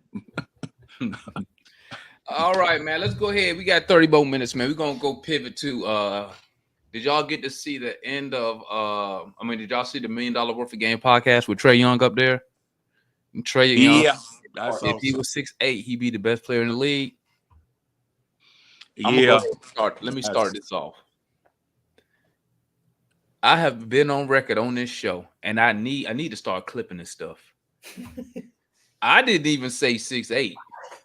I said if he was 6'6", he would probably be the best player. If not the best player, he would definitely be in he definitely would have been at a minimum 5 to 6 time All-Star in this league. He would definitely have more than one All-NBA spot. I think he only has one and the third team. Because what he does to average 25 and 10, and like what I tell people, he didn't just do it for like 1 year, which that's what tripped me out about like the Halliburton hype. Like he had 1/2 a season, and they think he's the best thing ever. No, it's ridiculous with him. And I like it's crazy. It's ridiculous. But he averages 25 and 10 over a 6-year period at 6'1", and I'm gonna keep it real. He ain't no more than 180 pounds. He might be more this year because he's hitting weight. He ain't been over 180 pounds since he's been in the NBA. to be able to do that and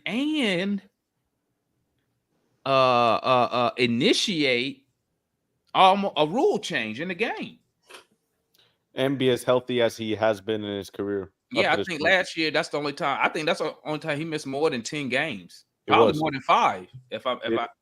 What was the first time in his career that he's had to miss an extended period of time? Yeah, I don't even think he missed more than 5 games since he's been in Atlanta Hawk.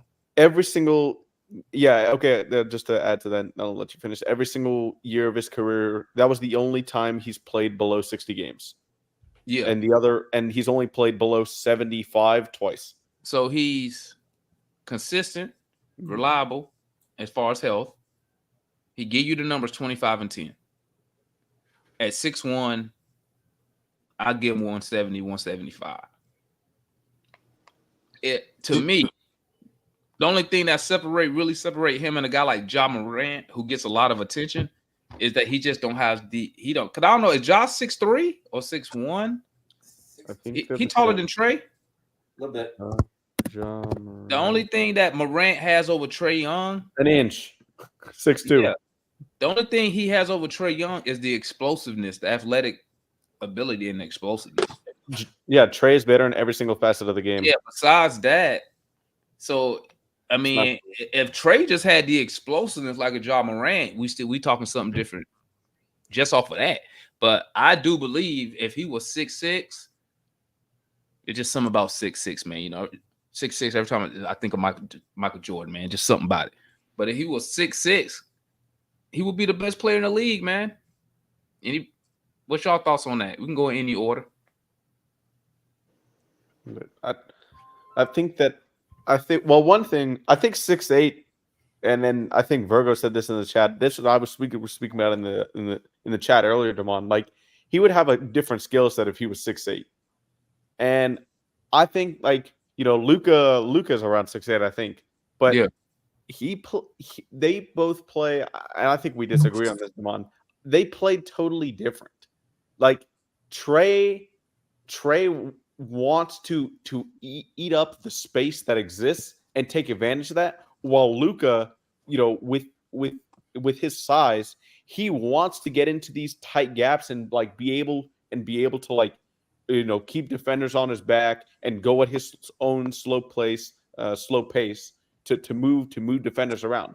While Trae is going to want to play fast and occupy that space before a defender gets there. Well, Mike, let me say this. When Trae said that, I'm assuming he means with his current play style. Yeah, you're right. That's what I'm going off of. Just so everybody clear. Just so everybody clear. I'm assuming when he says if I was 6'8", with the way I play right now, right? So I'm not disagreeing with you, Mikey, when you say he might have a different play style. Yeah, because guess what?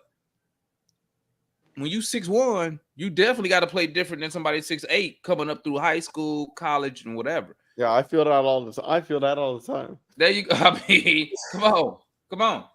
So, I'm the shortest player on the court every time. Yeah, so I'm assuming, like, it's like if we say, it's like, Mike, it's like if you said to me, Damon, if I was 6'6", I would be I would be doing A, B, C, and D. In my head, when you tell me that, I'm automatically assuming you mean if you 6'6", which the way you play currently right now, yeah. Right?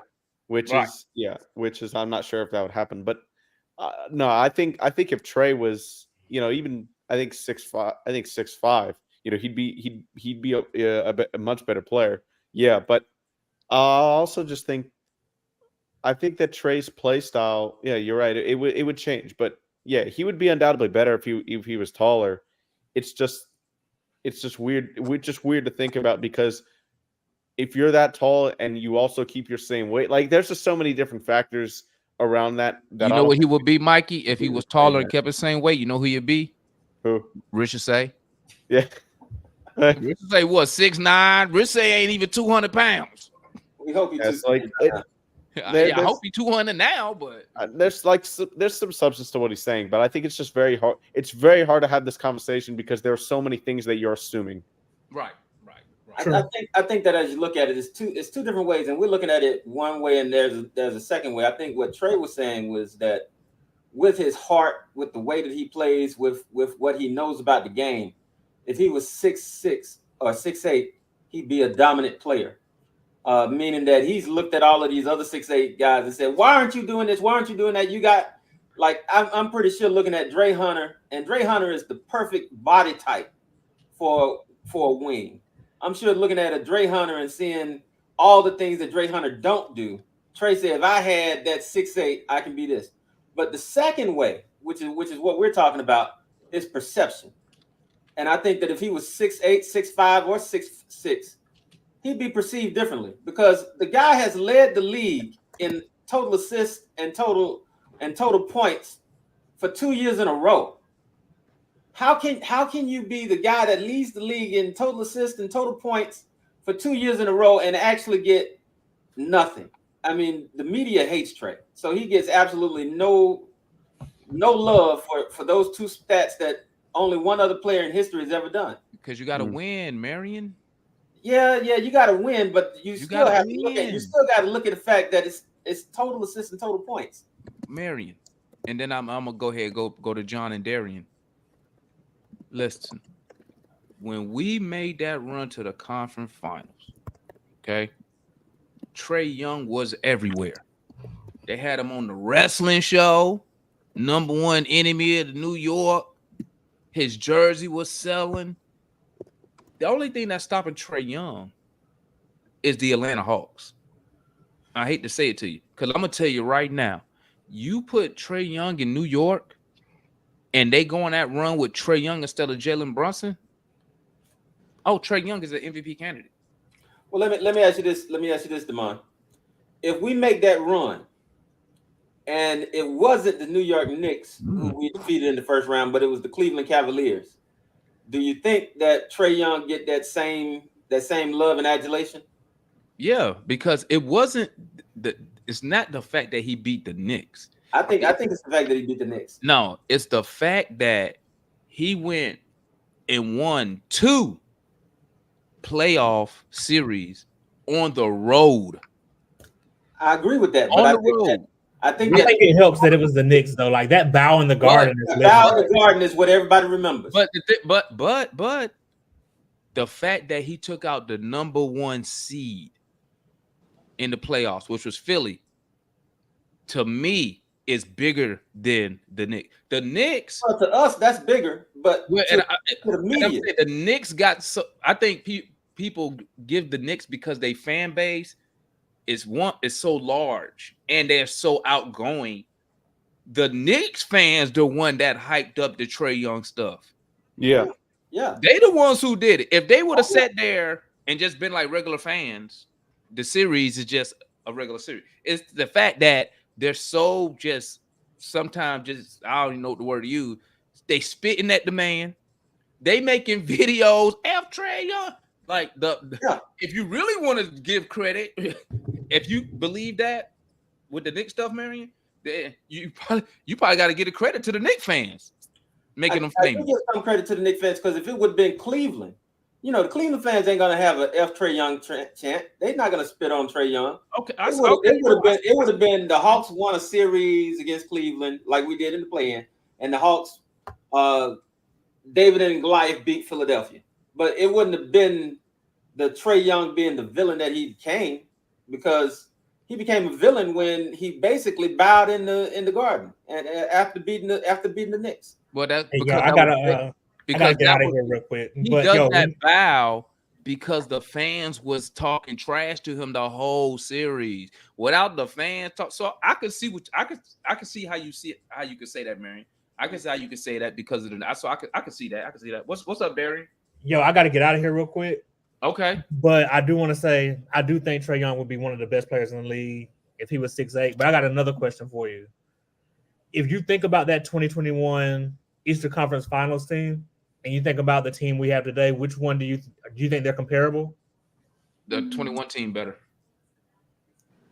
You think easily? You got depth. You got veterans. Like that team could do everything. I think 21 was better. They could do everything. You had You had the Giannis stopper. You had a post guy in Gallinari. You think this team has the potential to be better? No. Meaning what? Like now, let me say this before you leave. Ooh. I believe that Ricochet, Dyson Daniels, in 2 years are going to be all-star or borderline all-star two-way players. Now, how does that turn out with Trey Young and Jaylen Johnson? Obviously, we got to see because we still got to hope that these two dudes turn into what I think they could be. So when you say potential, if you're talking 2 years from now, I could say, yeah, I could see that happening. I can see them being better because I would assume Landry and them will be adding the veterans to the team that you're going to need. Those PJ Tucker type veteran players who only go to like teams that's contending. You know what I'm saying? But as of this right now, you talking about this season? Heck no. They be lucky. They gonna be lucky to be 500, in my opinion. I think that's crazy to me. I think they're gonna surprise you. But I'll holler at y'all later. All right, Darian. Why are you saying that's crazy, Mikey? Because I think that this team is much more equipped to win games because of their defense a time or two this season, actually, which is just crazy to sound as a Hawks fan, but I think they can do that a couple times this season when the offense isn't as good as like an off night for the offense. And I don't think, I mean, it's hard to say that the same exact amount of injuries will happen to the Hawks as the last season. So with those two factors, I think that they'll be better. And I think that they will be over 500. I got us still at the 45, 44 win mark. That's what I got right now. In comparison, when you look at the two, and you just compare, you compared the players that are gone, but a JC versus a JJ, I expect more from JJ than we got from JC that year. I expect more from Okongwu than we got from Okongwu that year. I expect more from Bogey than we got from Bogey that year. We do miss a Gallo and a Lou Williams, and this is where the unknown comes because we don't know what we're going to get from a Ricochet and we don't know what we're going to get from a Dyson Daniels. So it's a to be continued. But I think that to say the comparison is absurd is ridiculous. You shouldn't say that. I didn't say it was absurd. I just said I don't think that they're what was the question that Darian said? I don't think that they're going to be. I don't think this current roster this year is comparable to the 21 team. So I didn't say it was absurd. I think some comparisons can be made, and then the other part is that this team has better defense than that team did. But you don't know that. Okay. How do you know that? Because we got better defensive players. But this team ain't played yet. I thought we was the 5th seed last year, and it cost me $150 going off paper. That money outlay really hurts when you lose. It hurts when you lose. It does. It does. I could have paid a bill with that. But I'm going to take a different tack on this Trey Young question. Son, you need both arms, left arm and right arm, to play basketball. Why are you using one of those arms to pat yourself on the back, son? Why are you doing that? Let other people tell you where you are as far as what you've done, the accomplishments you've made. Just like we do right here. The purists will see it, and they will tell you where you are in the streams of time. You don't have to, going and doing this self-advertisement. If I was 6'8", I'd be the man. That doesn't mean anything. Well, now he just means absolute. Say what now? He didn't just say it out the blue. They kind of caveat. They kind of yeah. And see the thing, they goaded him into saying that. Well, where do you think that you would rank if this and that? Look, sir, I don't know. Real simple answer. I don't know. I'm going out here and I'm playing and I'm doing the best I possibly can to be the best that I can. Because Trey Young's game has flaws. But Trey Young's game has a lot of flaws. Who game don't have flaws, John? I'm just saying. No. I don't have a problem with him saying that. I don't think. Okay, yeah, and you guys may not. I do, because see, this is the thing. Trey Young desperately needs a fall away jumper. Desperately, a fall away jumper at 6'1", John.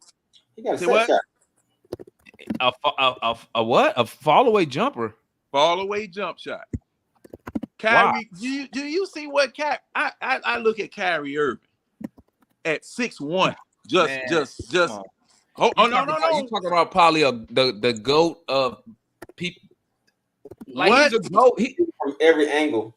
I mean, Kyrie is a different breed, man. Like, but Kyrie had to work to get to that GOAT, quote unquote, level. He had to work. But look who. But guess what, though, John? He's just this much taller. He's just 1 inch taller. But John, I agree. Let me add a little bit of context, though. Look who he had to help develop him.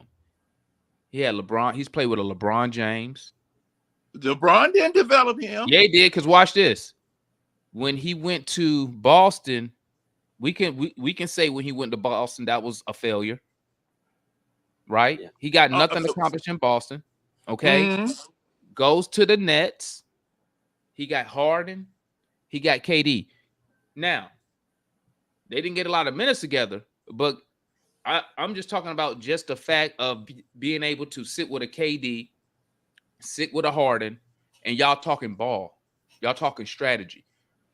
We don't put guys like that around Trey Young.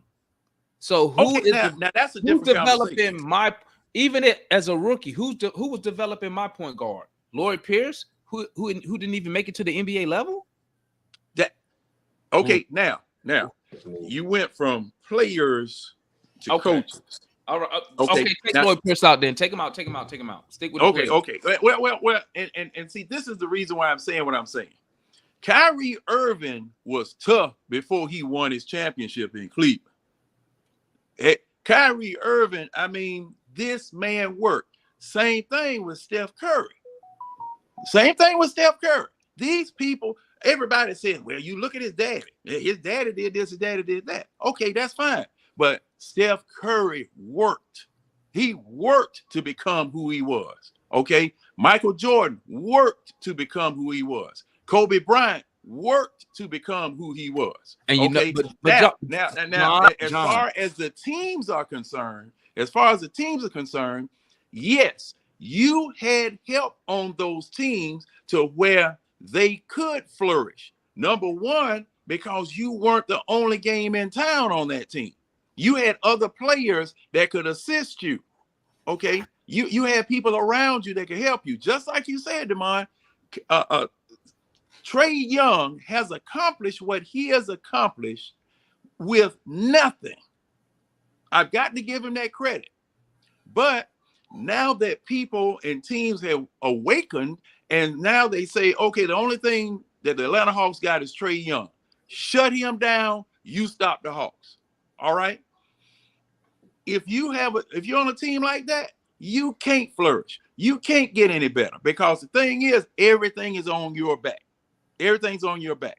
Now, Trey Young, his game still needs to develop. And you remember I asked you early, matter of fact, it was all year long last year. Can Trey Young dunk?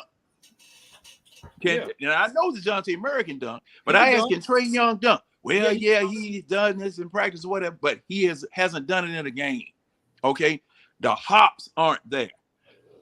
When I see Trey Young coming off of the bench, he's got more black stuff on his shoulders, on his knees, on his legs, on his feet, on his ankles. That's just preventive stuff, John. It's preventive. Yeah, I know. It's preventive stuff while you sitting on the bench. Okay. Are you hurting, son? Do you have a problem? Or do you need to get, just like you said, do you need to get in the weight room? Do you need to get stronger? But but that stuff he wears, the weight's not gonna do nothing about that. You still need that stuff. Well, because you playing 82 games, bumping, falling down, bruising, That's just for like pain management. Okay, well, see, this is the thing. If you get stronger, you don't get bruised as easily.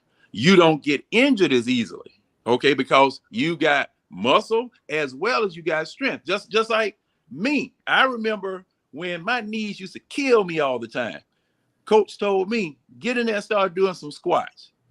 Get in there, start doing some hops with some weights on your shoulders. Run with those weights on your ankles. Get tougher, get stronger. And my ability to recover it improved 100% because I wasn't beating myself up because I was weak in certain areas. See, the thing is about Trey Young. Trey Young has been carrying the weight of this team ever since he's been here. Just like you guys say, he's been carrying this team, literally and figuratively. Okay.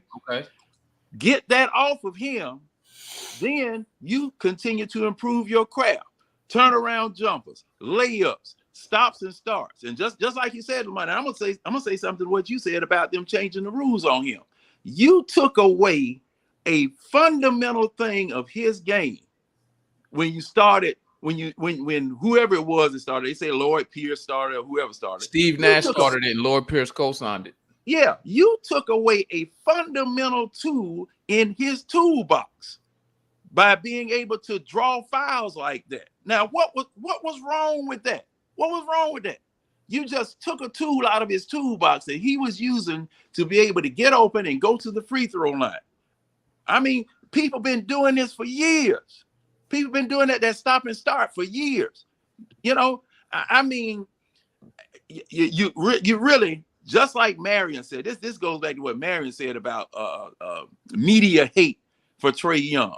It's some NBA hate for Trey Young. I hated that rule change so much. I hate that rule change so much. I know it may make for less entertaining basketball, but in my opinion, if you get a defender in the air or if you get a defender crabbed behind you like that and they foul you, that's their defender. That's the defender's fault. You made them do that. It's your skill. Like that is why this might be a controversial opinion too.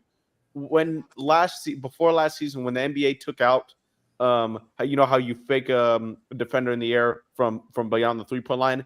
If they jump into them, it's not a foul anymore. I think that's so bullshit. I think it's terrible because you, the offensive player, made them make a mistake by falling for a pump fake. You should get rewarded for that. Because I don't get it. I don't get why that rule was changed. But I'm gonna say this though, John. All over the court, you do. But John, I'm gonna say that. I'm gonna tell you something. I got two points. One is, it don't matter how much weight you put on. If you out there hitting people, all that contact, you're gonna get injured. Just look at football. They're the biggest dudes running around there. Look at the rugby dudes. Biggest dudes running around there. Guess what? Be wearing the same tape. You see what I'm saying? So now I will say this. The more mass you put on, the size you put on, it helps you absorb the contact more, but that's not going to stop you from getting injured because you're playing 82 games. Yeah. You're bumping into people every night, getting thrown on the ground. So him wearing the tape and stuff, to me, it's preventive. It happens. That it don't bother me none. And I forgot what my other point was going to be. But I wanted to address that part right there about the I know what I wanted to say. The fouls, right? One of the worst things that I ever seen was when Lloyd Pierce co-signed Steve Nash when it came to Trey Young. That's one of the worst things I ever seen, right? And why? And I'm gonna tell you why. Because look at the domino effect. If you watch any of the live streams that I did of the Hawks games, I called it from day one. Not only did they not give him the call when the defender run into him, at first they won't even call him the first. But what you know what they did? And I need to find somebody who could pull some numbers, right? They stopped giving Trey Young continuation. Yeah. I don't know if people notice that, but like It seemed like every time he got fouled on the floor, anybody else get fouled, they take 2 steps, shoot the ball, count the basket. Yeah. I believe that I don't know what it is. There was somebody who was out to like get Trey Young. Out to get him. I'm just saying that for lack of a better term, right? Well, the NBA made it possible to put a hit out on Trey anytime he's on the floor. The defenders can foul Trey and not get called for it now. And you know what, Marion? And it was the Trey and the James Harden rule. But look at who's our enforcer, Marion? Who's protected Trey Young ever since my guy Solo got hurt? Nobody protects him. No, we need a goon. But look at New York though. They let Brunson. He can jump into players all day long and they never call it. This was specific for Trey Young. They call it the Trey Young rule, and it's been specific for Trey Young and James Harden and nobody else. And that's what makes it wrong. Go ahead. Yeah, and see, that's the problem. That's why Trey Young, I guess, to the point in the interview, that's why Trey Young want to be 6'6", 6'7", because hey, the little guy, they want it where the little guy can't get a break, okay? Because he, number one, no matter, okay, you 6'6", 6'7", 6'8", 200 pounds, all right? That's far different from being 6'2", 200 pounds, far different, all right? As far as, the space on the court, because halfway in the lane to the basket, that's no man's land for a man that short. That's no man's land. You got to be in the air from that particular point down to the basket. And then there's no guarantee you're not going to get chopped and hacked down. You listen to Shaq. Them little guys, you tell them little guys, stay out of me. Hey, y'all see that? We done triggered Mike. We done triggered Mike. Mike must be Mike. He must have pulled over on the side of the road. He like, hold up. Y'all triggered me. What Mike? Black Mike. I don't see the comment. You don't see the comment? No, I don't see the comments. I think if you on your phone, John. Yeah, I'm on the phone. I think if you swipe like left or right, I think then I won't see y'all. Don't worry about it. Don't worry about it, because I don't want to say you do something and then you just swipe off the show. Yeah, I'm gone. About this like foul and like about this foul stuff. Some people see it. I just put a comment in here. Some people see it, I guess, in a negative light. Do you know how much better of a player DeJounte Murray would be if he could get to the free throw line more? Do you know how much more respect he would garner from opposing defense if he would just take it to the basket instead of pulling up for a 10-foot floater or step back behind the back midi so many times?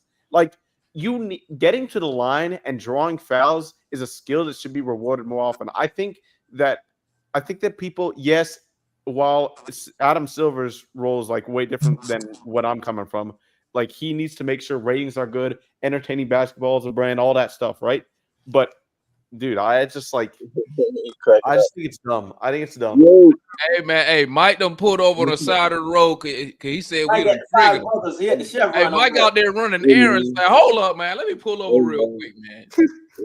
I had to stop making plays for a minute. Nah, let me stop, bro. I'm just playing, man, before the folks pull up on me.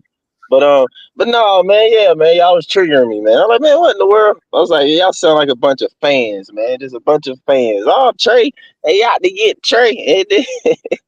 I mean, Trey still go to the line like a lot, y'all. Like, the nigga's still in tops of the league, bro. Like, trips to the line, bro. Like, what y'all want him to go 25 times a game?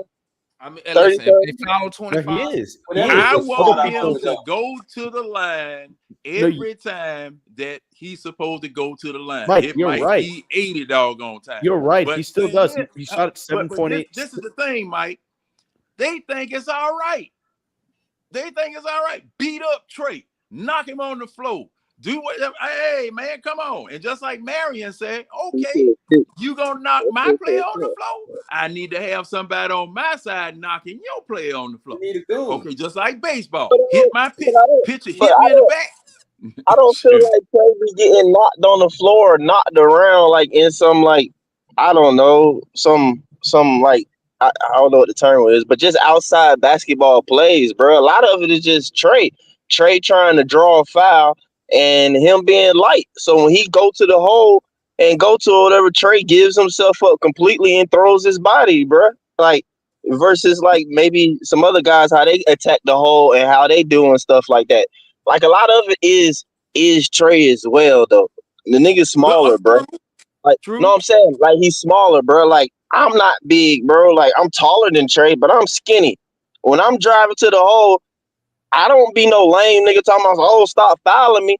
When somebody hip check me, bro, like, they ain't got to do much. That jump will send me off balance. But, like, me being skinny my whole life, I just know how to still get the ball up on the glass, and I just be like, backboard, you know what I'm saying? And with that contact, you still make the shot. But it's just like, But Mike, like, what's wrong? If I couldn't do Mike, that, I'd what's be wrong terrible. with using what's wrong with using something to your advantage? Like if they gonna call it, why not keep using it? Now, I'm not saying, Mike, I know you a basketball purist, right? I understand.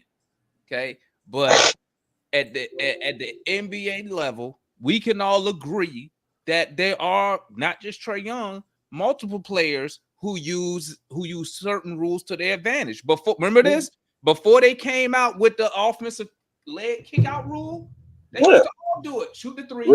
Reggie That's a good rule, though. That's a good rule, though. I mean, Kobe has said that he's done certain stuff. Like he studied certain things and he takes advantage of it because at the end of the day, it's what 3 humans on the floor and they can't necessarily see every single thing. They can't see every single angle. They can't catch every single thing. And within basketball, people do that. Like, bro, like well, if you playing defense or whatever and trying to, you ain't letting nobody just go around the screen, nigga. You slick grabbing his jersey, grabbing his hip, like you doing little slick stuff when you close. Cause you know the ref ain't necessarily seeing this, and the offensive player probably chop you down or some crap like that to keep going. Like it's all just part of the game for me or whatever. But like I think what Mikey was saying that I was like, man, I don't know. Like the rule about I guess the offensive guy jumping into the defender. It's like I get you. It's like you saying it's like, okay, I sold him on the up fake. But a lot of it was getting kind of like, bro, like, all right, come on, man. It's kind of cheating, though. It's like the defender is far enough to where he did jump. He still was nowhere near like the shooter's like landing area. But guys literally just jumping into the defender to get the offensive, you know what I'm saying, foul. What it's like the rule is basically like that's not even an offensive play. Like nobody shoots like that. Nobody shoots a shot horizontally. So basically what they're saying is that you still got to at least attempt a regular like basketball jump shot in a sense. Not just like look like you right. shoot. Look like you shoot. I know what the aim of the rule is, and I think you have a good point. But the problem with I had about the execution was it would be called sometimes, and other times it would just be forgotten. Like they would just like do away with the rule for some games, and some games bring it back. Like I didn't understand how that worked. Yeah, that's poor NBA or whatever, and people complain about NBA officiating for like years though. But like what Trouble Man said, it was bad where you're not allowing defenders to defend. Like, yeah, I would tell a defender, like, bro, stop leaving your feet. Number one, yeah, but still though. As a defender, you're supposed to have like equal rights to certain space. It's the same thing when guys drive into the basket and some people like, oh, that was a foul. It's like, no, the defender jumped straight up and down. That wasn't a foul. The offensive guy came, he lunged into the defender. Defender went straight up and down. He should have the same equal right to like, you know, that airspace to kind of, you know what I'm saying, stand his ground and stuff like that. And that was the problem with them 3-point shots. Guys was jumping straight up a lot sometimes. Or a lot of times, and dudes just jump into him, lunge into him, and they get the whistle like automatically. Like that was just some BS. But like, I don't know. For me right now though, I'm not. It's not just Trae because Demond know, and I bring this crap up a lot, bro. It pissed me off. Like I told a dude at the gym the other day, like I ain't gonna lie, he was going off. I mean, my team won the game. He was going off like good 3-4 possessions on me. Little left hand dude took me a second to figure it out, but. Shoot, towards the end of the game, I like, bro, I'm about to start grabbing you and throwing you. Because every time a nigga cross, he do that little new age crap where he hook you and want to grab your arm and stuff. Like, I'm like, bro, that's not hooping, bro. That's not hooping, bro. Pay attention to Trae. Pay attention to every offensive player, and they train it. Like, so I'm not even finna be mad at some defenders on certain stuff because as long as the offensive guy in the NBA and stuff like that are literally able to like reach their arm out and grab the defender's arm and grab it and pull it and go by or whatever, bro. I'm just like, you right about that, Mike. what You right can you do as a defender? Like, that's kind of whack. You know what I'm saying? Or whatever. So I think about this. I just care about the equality. And what I'm going to be watching is do they call the same thing for John Morant and for Jaylen Johnson? Well, yeah, I don't be watching everybody else. I ain't gonna lie. Because that's the one thing I'm looking at. I just want to see the Not like that game equally for yeah. Give me I mean, a fair shake. That's all I'm asking.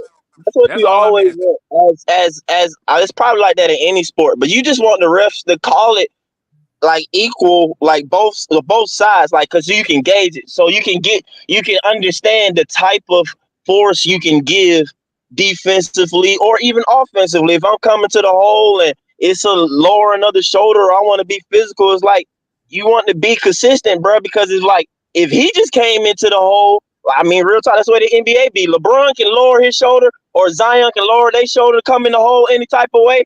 You feel me? But I go down on the other end and DeAndre Hunter lower his shoulder and it's a whistle. That makes you want to slap somebody. Come on, bro. It's like he coming in like that, like a bulldozer. I'm about to hit him in the back of the head if y'all ain't gonna let me do the same thing.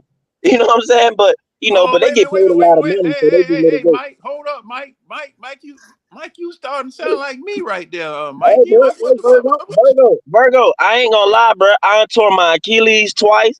I'm 6'4". The dude was probably like 5'6" or something, man. You know, younger dude, left-handed. Man, them lefties, when they get the dribbling, I figured it out. I had to send them right, and I had to sit on him a little bit because he like to come back if he do go right. But it took a minute to figure it out. But I ain't gonna lie, bro. I can't plant and shift like I want. Used to be able to. So what I'm saying, if you got a little midi on you, you know what I'm saying, you can get some shots off.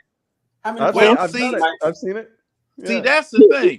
Don't worry. The machine gonna be out there in a couple months. You ain't gotta worry about it. Mikey and Matt. I'm gonna knock out folk like that. People like that. Okay, now what I used to do with little shifty jokes like that, I would area check them because I knew number one, I can't move like you. So I'm willing to concede a little bit to you. Now, if you try to jump and make the shot, I'm going to block the shot. I'm just not getting Willie coming. Willie saying I can't move. Oh, yeah, I'm sounding like Dre. Yeah, you're right, bro. At this point, I'm like Dre. I defend better 3 through 5, bro, versus like 1 and 2. I get out there on the 1 and 2, but nah, bro. I ain't gonna lie. That's an advantage. That's an advantage for the other people, man. You're gonna start hanging out the half court. That's that age right there. Yeah, nah, I ain't there yet, man. I ain't there yet. Say you barely cross a half court. Nah, I ain't there. You're gonna be the first man back. Now, little Joker, okay.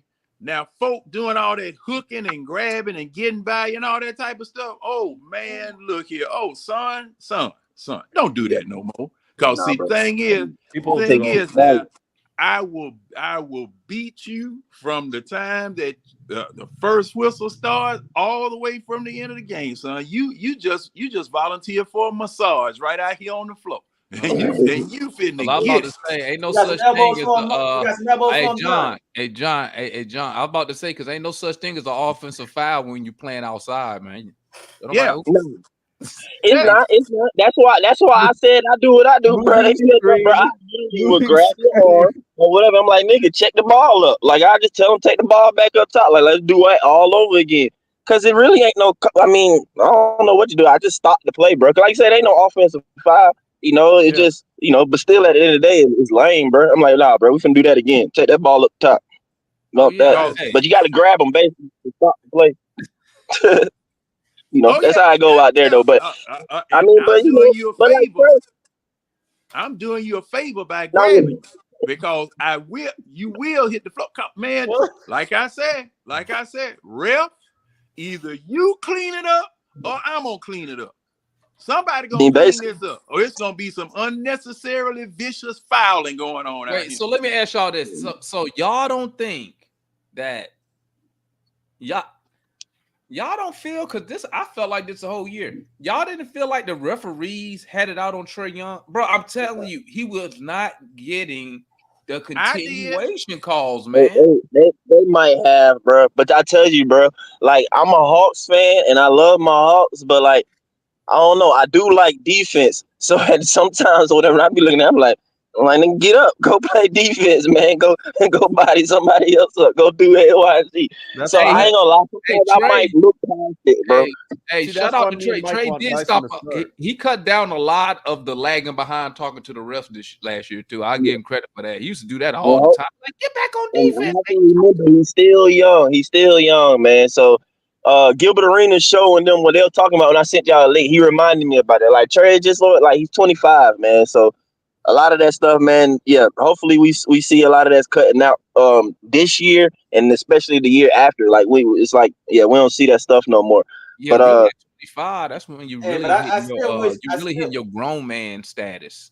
I still wish we had that Ivan Johnson guy with the grill in his mouth. Man, the dude, I think he banned in every basketball league in the world. Man, I wish we had the Ivan Johnson that come out there and just.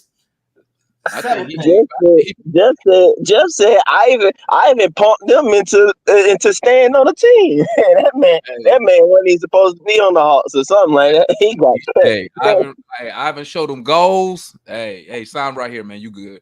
It would be hilarious. As soon as Trey Young get fouled, you see Quinn tell Ivan to get off the bench and go in the game. That would do it for me. That every time you get fouled, you see Ivan coming off the bench. That would do it for me because you know what you're coming in there for. Did you all see this podcast or these excerpts and podcasts that Dominique Wilkins is doing about how the Hawks used to be? Yeah. Hey, they say if you don't come off the bench, you getting fined. You got fired on the floor. Everybody got to come off the bench until the rules change. That was the Hawks thing or whatever. But of course, you can't do that now though. But it was like, one person get the. That's the way it's supposed to be to an extent. I mean, basketball team like a game. Like one of us saying, but we all about to go. John, remind me when Tree Rollins bit Danny Ainge's finger off. Was Dominique coming off the bench that day? They were talking about that or whatever. They showed that little scuffle on the Up in Smoke or whatever. But yeah, I didn't know that. Like y'all don't be talking about stuff like that. But Tree Rollins bit bruh finger. Yeah, I think what game was that? I didn't know Tree Rollins was like that. I always hear people talk about Charles Oakley, Bill Laimbeer, but like to be real with y'all, even y'all Hawks fans, bro, y'all ain't never talked about Tree Rollins as like no slap a nigga type guy, man, with no problem. Well, Tree Rollins, Kevin Willis. Because it never came up, Mike. They'll fight Kevin Willis, Tree Rollins. They'll fight anybody. Yeah. Oh yeah. Look. I mean, don't get it twisted. Doc Rivers was throwing things too out there. Doc Rivers. Tree Rollins was slapping folks on purpose. He said Tree was slapping because and see, back in that Eastern Conference. I like, okay, man, crazy, bro. When you had everybody in the Eastern Conference, I mean, the Eastern Conference was the toughest conference in basketball, and I mean from top to bottom. One of the you don't let nobody punk you. You don't let nobody dog. And you know the best part about that, John? No matter what you did, it was just a common foul. Yeah, right. That's all it was. Yeah. And you slap a dude in the face, it'd be a foul. Yeah, Dominique said that too. He was like, man, shoot. He was like, we didn't know what no flagrant was. And he was like, they fines was like $100, $150 or something like that. Like so you already know. They will have a full-blown fight when they break it up. And then get back to play. Yeah, there was no suspension. You out? No, they break it up. Replaying to see who should get a technical. Hey, look, bro. Oh, you're not even getting ejected. Like you just got into a fight. You're still on the court, bro. I'm about to play. Matter of fact, if you go back and watch, when Barkley was talking to what's my guy name from the Pistons? He was talking about Buddy from the Pistons, saying dude snuck him and punched him, and dude was like, and then because the dude now is who hit him is now an announcer. I can't remember his name. Dang, white guy. I can't remember. It wasn't Laimbeer though. It was somebody on the Pistons, but it wasn't Laimbeer, the other white guy. And he said, yeah, I punched you because you was getting in the way of my championship. And they was talking about when he punched him, like nobody got ejected. He said, I just got a common foul. That was it. And then I went to the bench. Yeah, that's it. But now the NBA is so it's so star driven. Back then it wasn't really star, it was team driven back then. Right. Well, see that malice in the palace. It was more team driven back then, but so now it's star driven. So now the NBA and the TV people want them stars playing. You know what I'm saying? So that's why they you can't hit this guy like this. You foul. You know, you could smack a bench guy, but if you slap, I don't know, a Tatum, they're gonna call all that stuff because they want stars. So hey, you just asked Michael Jordan. You just asked Michael Jordan what he went through when he first came into the league, and man, it was just like he put his hand in the middle of a lawnmower. I mean, them stuff whack, knocked him down on the floor. And you know how the Pistons used to play in. That's reminding me right now. Well, that what I guess would be reminding me, but that's what frustrates me so much right now about the current modern offensive players and like how the league is allowing them to do that little reach and grab crap. I'm like, bro, like there's no hand checking now. Like, if anything, there's absolutely no reason to allow the offensive player to do that. It makes sense probably in the 90s and the 80s and everything back how like how like a defender can just straight up ride you, man, and really be on you, like, and you really had to have some strength and really you had to pass the doggone ball because somebody on your butt the whole time or whatever. But like they got nothing but space, man, now, and they barely get a touch. So it's like, why allow the offensive guy to do this extra crap, and then they get extra steps too? So that's why it frustrates me even more. Man. It's like, how you get extra steps and you're allowed to grab when you have less physicality, bro. Like, if anything, give the niggas back in the day extra steps and allow the offensive guy to grab. When you know what I'm saying, when you allow a hand check, then let me do an extra step back then. It's like, that travel stuff the NBA just let go. Like, they need to stop that. That some of that stuff be, bro. When Russell Westbrook got the inbound, held the ball, took 2 steps, then dribbled. Everybody's like how you see a blatant travel, the whole stadium see it, and the ref just be like whistling them out. Say that LeBron did that a few times too. Not a day goes by where I'm looking at TikTok or Facebook where somebody's trying to figure out how to walk and travel without travel. Not a day goes by. I mean, all kind of crazy mess jokers trying to get away with. And then the NBA now allows this gather step. Come on, man. That's damn walking. Come on, son. That's not a travel. See, the gather step. L take from John. It's a gather step. I think my guy. I think Jamal Crawford Jamal Crawford started that gather step. And when I watched him do it, what he said was, when he gets it, he comes down and his feet come down at the same time. So they only counted that as one step. It's like a 0th step. Yeah. Jamal Crawford started that. John. I know John. I'll ask you this. Why?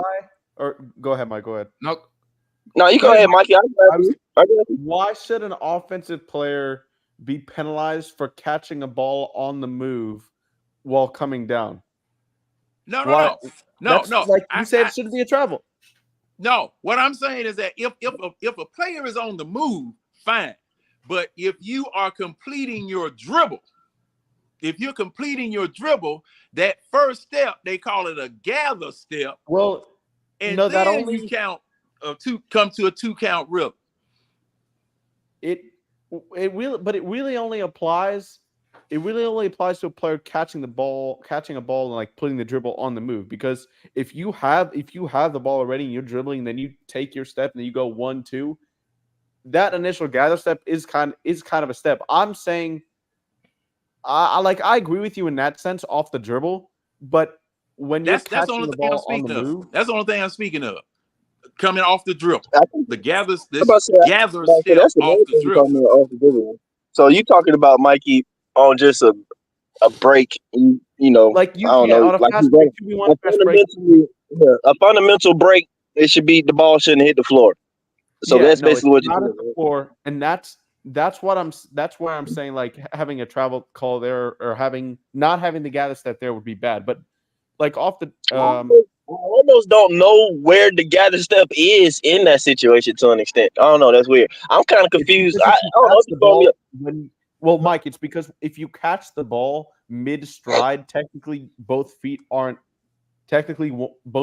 the air for like a split second. That's like technically why they say that's a gather step, because there is if I'm looking at myself or whatever, I'll probably travel. At this point now, it's all feel. I just got the feel for it or some crap like that. If I actually looked at it, I'd probably travel. But the dribbling part, what John was saying, I don't know, am I wrong, Mikey, or whatever, to my understanding? But it looked like the gather step, it comes after the last dribble. Right? That's right. You pick up the ball, but you pick it up. Correct me if I'm wrong. You pick when the ball come up. Yeah, because you bounce it last dribble ball. Am I correct? You come off the ball comes up, you come off the ground both feet, right? Am I right? Well, if both feet, then that's a jumper. You talking about a drop step or something? Sound like the man. It like both feet. If you catch the ball, if you bring the ball up, and one foot is up in the air, that is already the gather step. Okay. That's what I thought. If the ball comes up. Yeah, I don't know. Hey, but hey guys, we're gonna do a shift real quick for the final 30 minutes, man. We're gonna pivot into this. Trey Young leaves Adidas. What's your thoughts behind that? Is that a good move, bad move? Do you think that's a Trey Young move? Did Adidas do it? Because I just came from Ross, man. You saw something of it? You saw something of it? You done bought some more? Oh, man. Those kind of clean, though. What those all white with it? The all white Trey Young threes, $35, man. The threes at Ross already, too? Yeah. What size you wear? I wear a 12. Well, it depends. I don't know. My last pair of basketball shoes 13, but shoot, yeah. Yeah, 12. Well, it depends on the manufacturer of the shoe because I can't wear Nikes. I can't wear Nike. Adidas seems like I might have to go 13. You might need to size up unless you just got a wide foot. I'm saying because I know them Adidas or whatever, they be a little tight and little slip-on joints or whatever. You know what? These are the twos. I don't even wear those no more. They so hard to get in. They so hard to get in. Like the laces. You know, usually when you get in a shoe, you loosen up the laces. The lace system on the twos don't affect the shoe. So even loosening the laces does nothing. That's why I don't wear them. I'm like, bro, I told you the AEs like that, Anthony Edwards like that. I had bought a pair of the All-Star colorway ones that he had, and I got my size 12. I had to order them. Went to the store to pick them up. Something told me to try them on. I get to the whip in the parking lot. I try them on, and them holes are just way too tight, bro. I couldn't even get my foot in. I had to give them. I had to take them back to the store. And what sucked about it, that was the last 12 or whatever, and they was already sold out 13. So I'm like, damn, I can't even get the shoe now. Yeah, you gotta size up. You gotta size up in Adidas. But y'all think? What do y'all think he's gonna go, or do you think he's not gonna get another signature shoe? I don't know. I hope. I guess my hope would be that it turns out to be a Kobe like journey. You know what I'm saying? So that's Adidas to Nike and then make that. I think Kobe was with Nike 2 decades almost. I think. I mean, still is technically and stuff like that. So I mean, and all the shoes that everybody love, basically of Kobe's is all the Nikes or whatever. Even though I'll get me some crazy 8s though from like his Adidas earlier Adidas. That Kobe's the one who started the low cut basketball shoe. Remember? Yep. Mm-hmm. I'm trying to think. He the first one. Because remember, Jordans, Michael Jordan never wore a low cut. No. I already know that, bro. It's a certain time period. Like so when Kobe anything or like back in the day, the big thing was they didn't want to wear low cut basketball shoes due to ankle injury. Yeah, but I remember they were like kind of disproving that because soccer players wear low cut. I'm not saying like it was a fact. That No. was I know you're not. I know you're not. I that just was like the myth of the change. That's why, like, if you look, all the stars that came out with Kobe, like the Grant Hill was out with Kobe. All the stars who had their own when Kobe Bryant came out, they all was high tops or mid cut. No, prior to like 06, 07-ish or something like that. I mean, it probably was Kobe shoes though, but like I know the time period though. But before that, bro, there was no thought process of basketball shoes being low cut. Like that was not happening.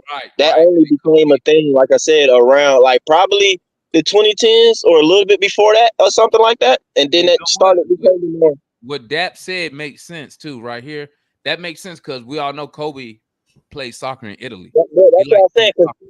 Because soccer players they wear low cut shoes, and soccer players do a lot of running and cutting. So that's what it's like. Well, you really don't necessarily need the high top. But shoot, at this point in time, I ain't gonna lie to you. I don't even know if I could play in high top shoes at this point in time. I haven't had a high top basketball in a long time. I got NBA signature shoe. Now let me ask y'all what y'all saying now. Now y'all saying that design shoes by players were high tops until about 2007, 8 or whatever.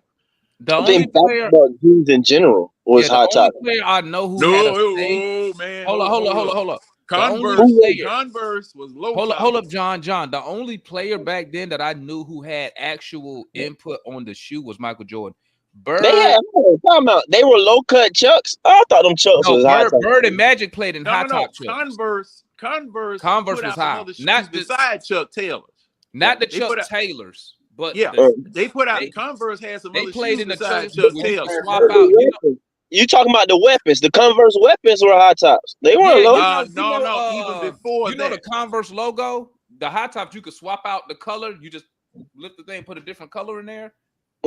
Even before the name shoes, they were. Let me see, because I had a pair. I'm about to say I have a pair. Well, I mean, I'm not talking about just like shoes being made. I'm talking about like actual basketball being worn in basketball game. So you said they was wearing low cut shoes too, though? Yeah, they were wearing low cut. They were wearing low cut Reeboks. They were wearing low cut Converses. They were wearing low cut Adidas. I mean, man, you had low and high top, just depended on the player's preference. Because just like you said, we were thinking that wearing high tops prevented ankle injuries. That used to be drummed into my head by everybody that I played. So what do y'all think? What do y'all think Trey Young? Y'all got a shoe company y'all think he should sign with? Nike. What you got, Mikey? Where you think Trey should the Trey Young 5 should be coming from? Honestly, I'm not too much of an NBA shoe guy. I don't know, to be honest. I don't know much. Oh man, Mikey be out there hooping in Crocs. He don't care what. I have the Zoom Freak 3s. Shoot, hey. So you know about basketball shoes, right? Yeah, but I don't. But like, I don't know what comes with each company that much. You wear Nike. Yeah. You like Nike? You never wore another different basketball shoe outside of Nike that you actually played in? I mean, performance-wise. Yeah, I think it's always been Nike. Performance-wise, though, people like them hardest, Devon. I know you be talking about Adidas suck, but like remember when I say Adidas suck, I only talk about the visual. No, I understand. But I was just saying, like, I just bringing up. I think like basketball, performance-wise, for me that I've worn and played basketball in. Every single Kyrie Irving shoe that started when he had the side what's that, Jim? The side bottoms grip, when they put the grip on the side of Kyrie's Nikes. Yeah. And then I figured out why they did it was because the way Kyrie played, he played kind of like on the side of his foot. So when you cross it, well, dang. Well, I just want to say, like, me personally, I can show you some old basketball shoes. Them jumps and get this like playing in the street stuff like that, the side of the shoe, and really for me too, on the top or the front of my shoe, kind of like over time they get worn out or whatever though. How about what's good? Like, I always use an older pair of shoes to hoop outside with. Always. I do too. Right now, my outdoor shoes are my Giannis. Outside. I don't like to call them older shoes. I like to call them broken in shoes. More worn shoes. They're broken in. So I don't know if I can reach my joint.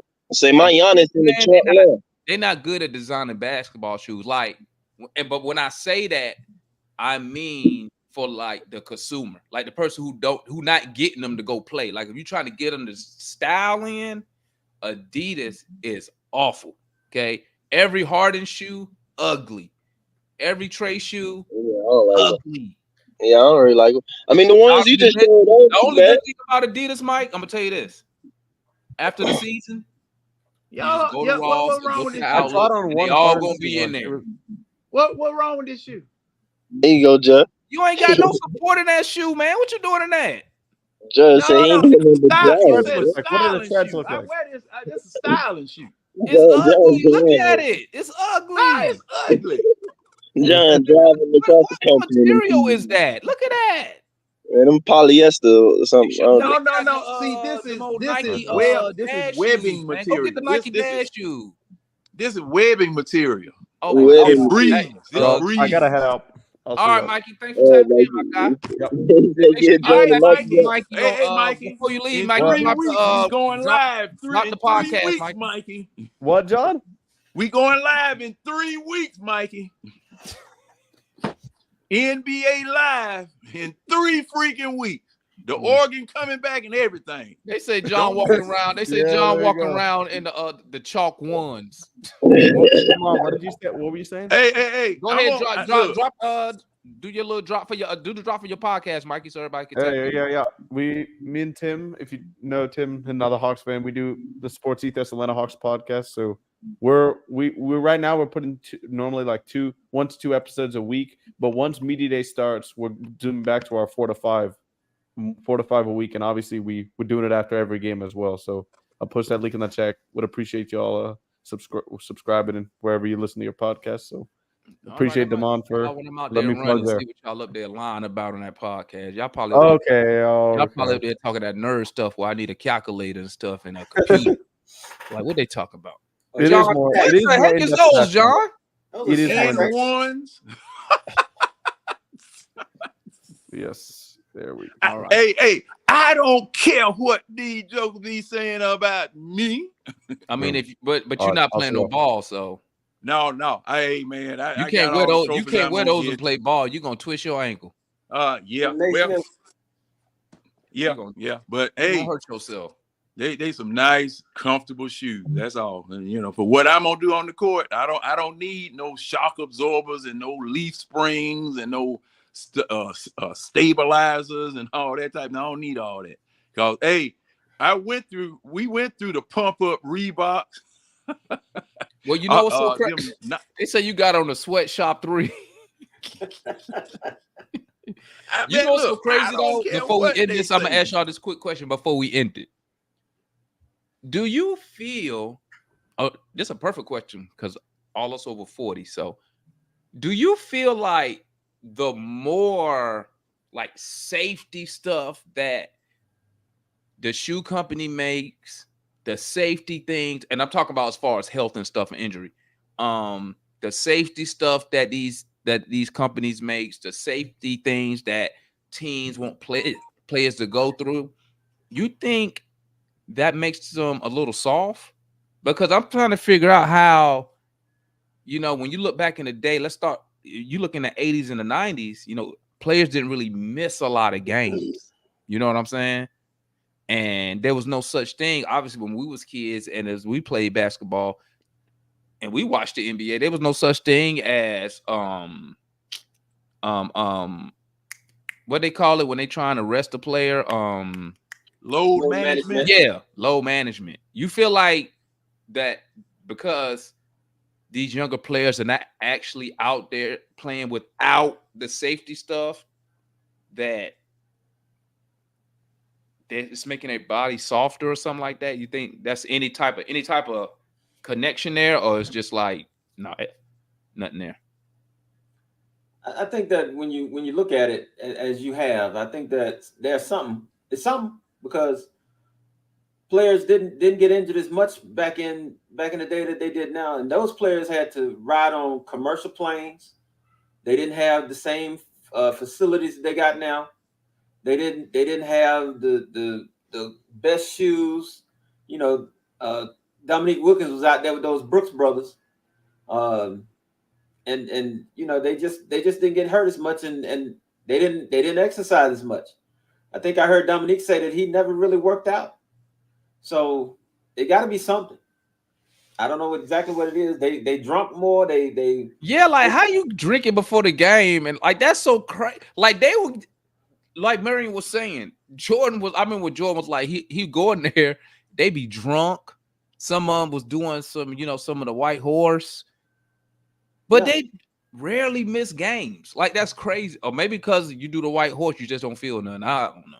Or you drunk on the court and you don't feel nothing anyway. I don't know. You know, they talk about Michael Jordan playing 18 rounds of golf before going to the game. I mean, it's I don't know how you do that. I don't know what's the difference between those players then and these players now. But it's something. It's got to be something. Oh, that's a good point right there, Levi made. That's a good point right there. But as kids, we played a lot of basketball outside too. So I mean, without AAU, because obviously when we was kids, there was no AAU. So you outside, we was playing ball all day outside as kids. So we was playing a lot of games ourselves, but we didn't get injured like you didn't need a load management. You know what I'm saying? Or you think load management is some BS and it's using that to kind of maybe the owners see the players, like the star players, as just an investment, and they're like, you know, we just don't want to take a chance. It's hurting the player. And see, something else you got to look at too. The human being of the 1940s, 50s, and 60s is a lot tougher than the human being of the 2020s. Because y'all talking about people playing other sports and drinking before they go and play basketball. When basketball and football first came out, you had people working full-time jobs at the factory and all that kind of stuff, and didn't bat an eye because it was the love of the game and they just wanted to do it. There is something to be said about the deterioration of the human from those the 40s and 50s up until now, and that load management isn't helping. Load management isn't helping at all because it's the same 82 games as it was in 1980 that it is now. Okay, I'm same 82 games. You know, now football just expanded from 16 to 18 games from 14 back in the 60s or whatever. But basketball been playing 82 games. All right, you didn't have any load management back in the day. Plus the fact these people going and playing, like you said, playing other sports and working full-time jobs before they come to play basketball. Then probably would go get drunk, snort a little bit, do whatever, probably got a girl. And then on top of that, after the game, you got somebody waiting on you for you to handle business there. And you got a game the next night. So see, thing is that the human being has deteriorated.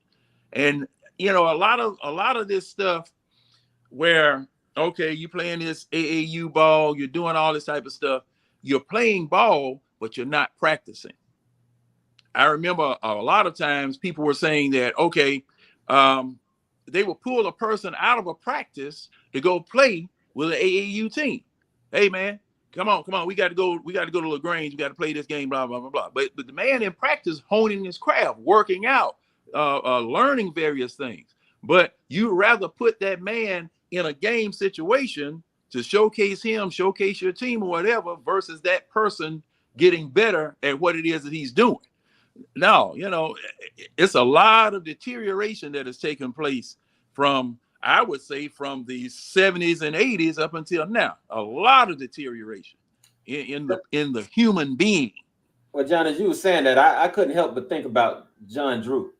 John Drew would drive a cab all week long, come to the game, play 40 minutes, do a little cocaine, go out with some women, have a good time, and be ready for the next game, and wouldn't miss a game.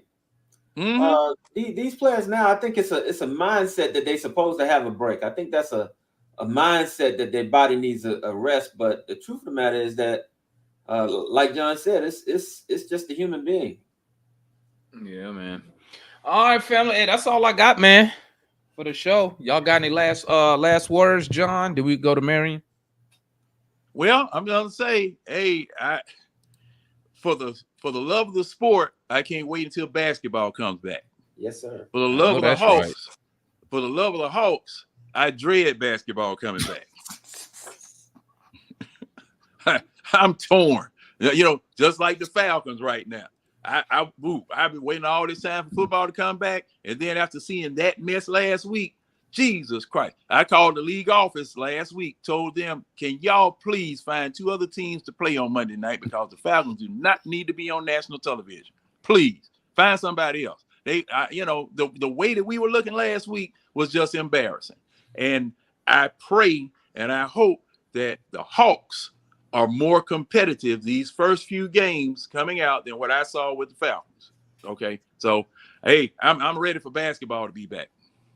I'm ready for Hawk basketball. Well, see, I got to check my prescriptions and make sure that everything I need to be taken, that I have an ample supply. Because these jokers will put you in the ICU. I'm telling you. What you got, Mr. Marion? My parting words is to the Hawks fans: just hang in there, hang in there, hang in there. We're gonna surprise some people. Just hang in there. Don't lose hope. Hang in there. We're gonna surprise some folks. It ain't gonna be as bad as they say. Hang in there. Marion in here with using the H word, guys. You know what the H word is? Hope. Hang in there. Kool-Aid in here because wait a minute, what do you say? He want X-Men. He'll bring an X-Man out. Shout out to my boy Kool-Aid.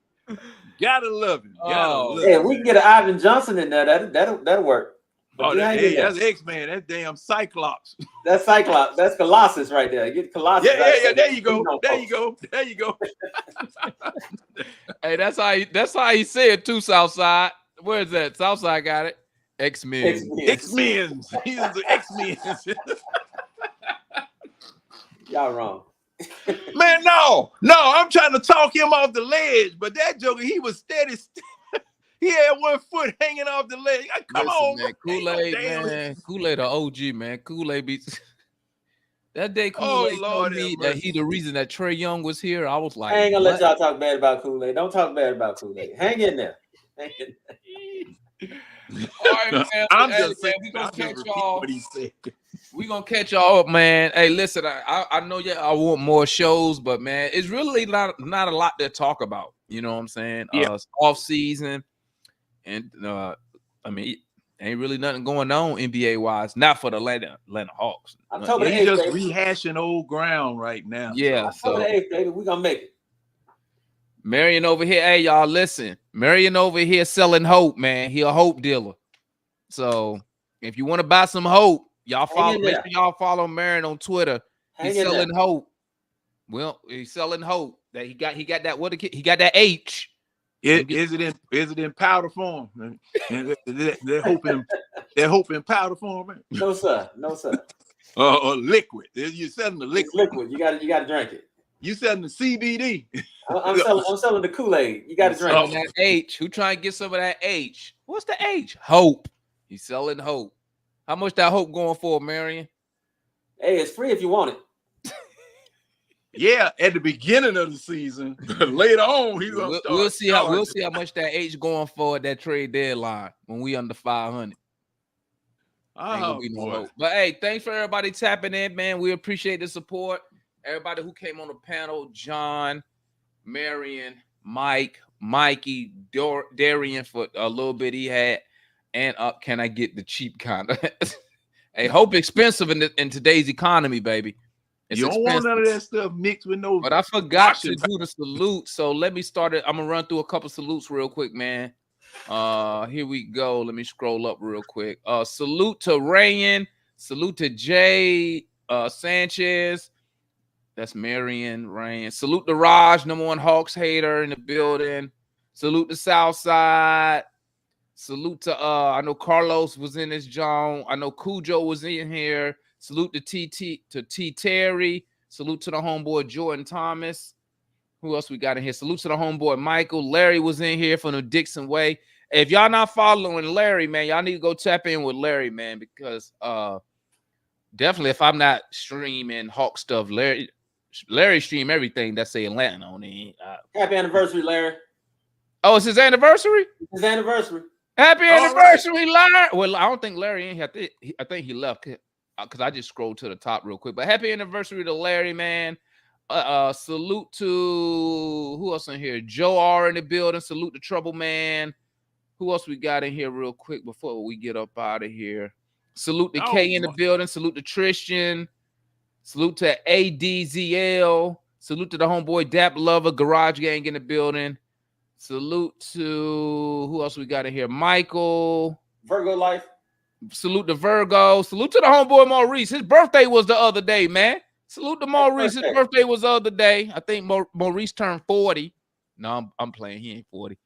Happy birthday, Reese. Salute to my guy Craig in the building. Salute to my homeboy DeMario. I'm surprised he ain't come up here. Salute to Southside. Salute to Cheese in the building over there in the UK. What's up, Cheese? Utah State fan. Salute. Yeah, AJ retirement, man. Yeah, he is. I ain't surprised. Who else? Did I miss anybody? I'm just scrolling real quick. Because, you know, I like to show love. Got to show love to everybody who supports the channel. I already hit Trouble Man up.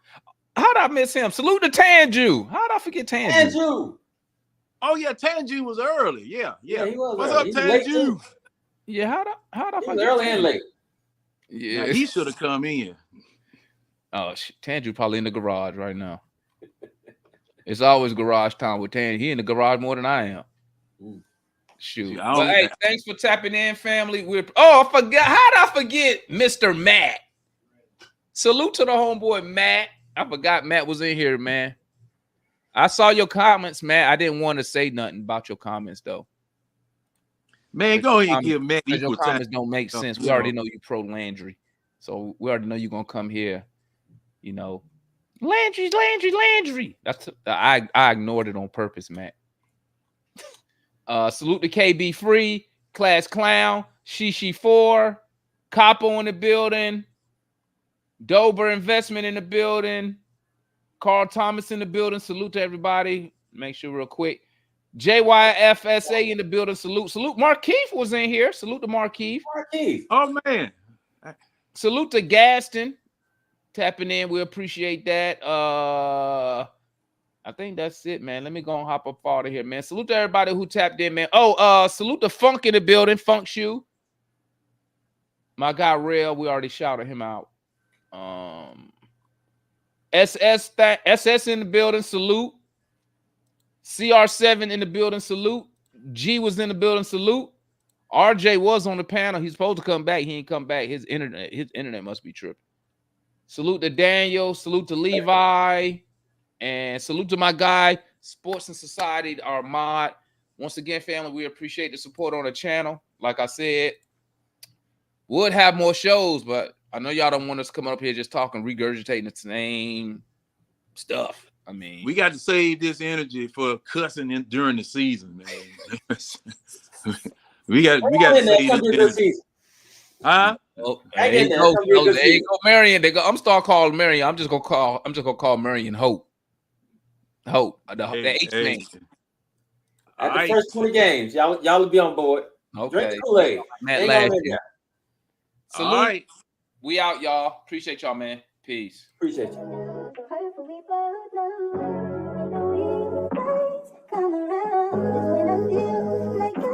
Safe and sound. Why does it have to be that way?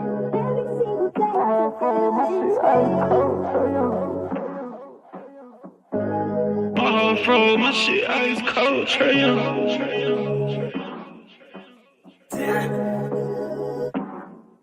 And you know I wear my heart on my sleeve. You hitting all the reads, pack your shit like you finna leave. I go and hide your keys, put you in position to win. Bless you without a sneeze, bust you down in all the VV. Then we was getting cheap. Overplay my part, I can't breathe. I feel the pain in my lungs. I thought we really was one. My heart cold like Trey Young. Overplay my part, I can't breathe. I feel the pain in my lungs. I thought we really was one. My heart cold like Trey Young. Shit ice cold, Trey Young.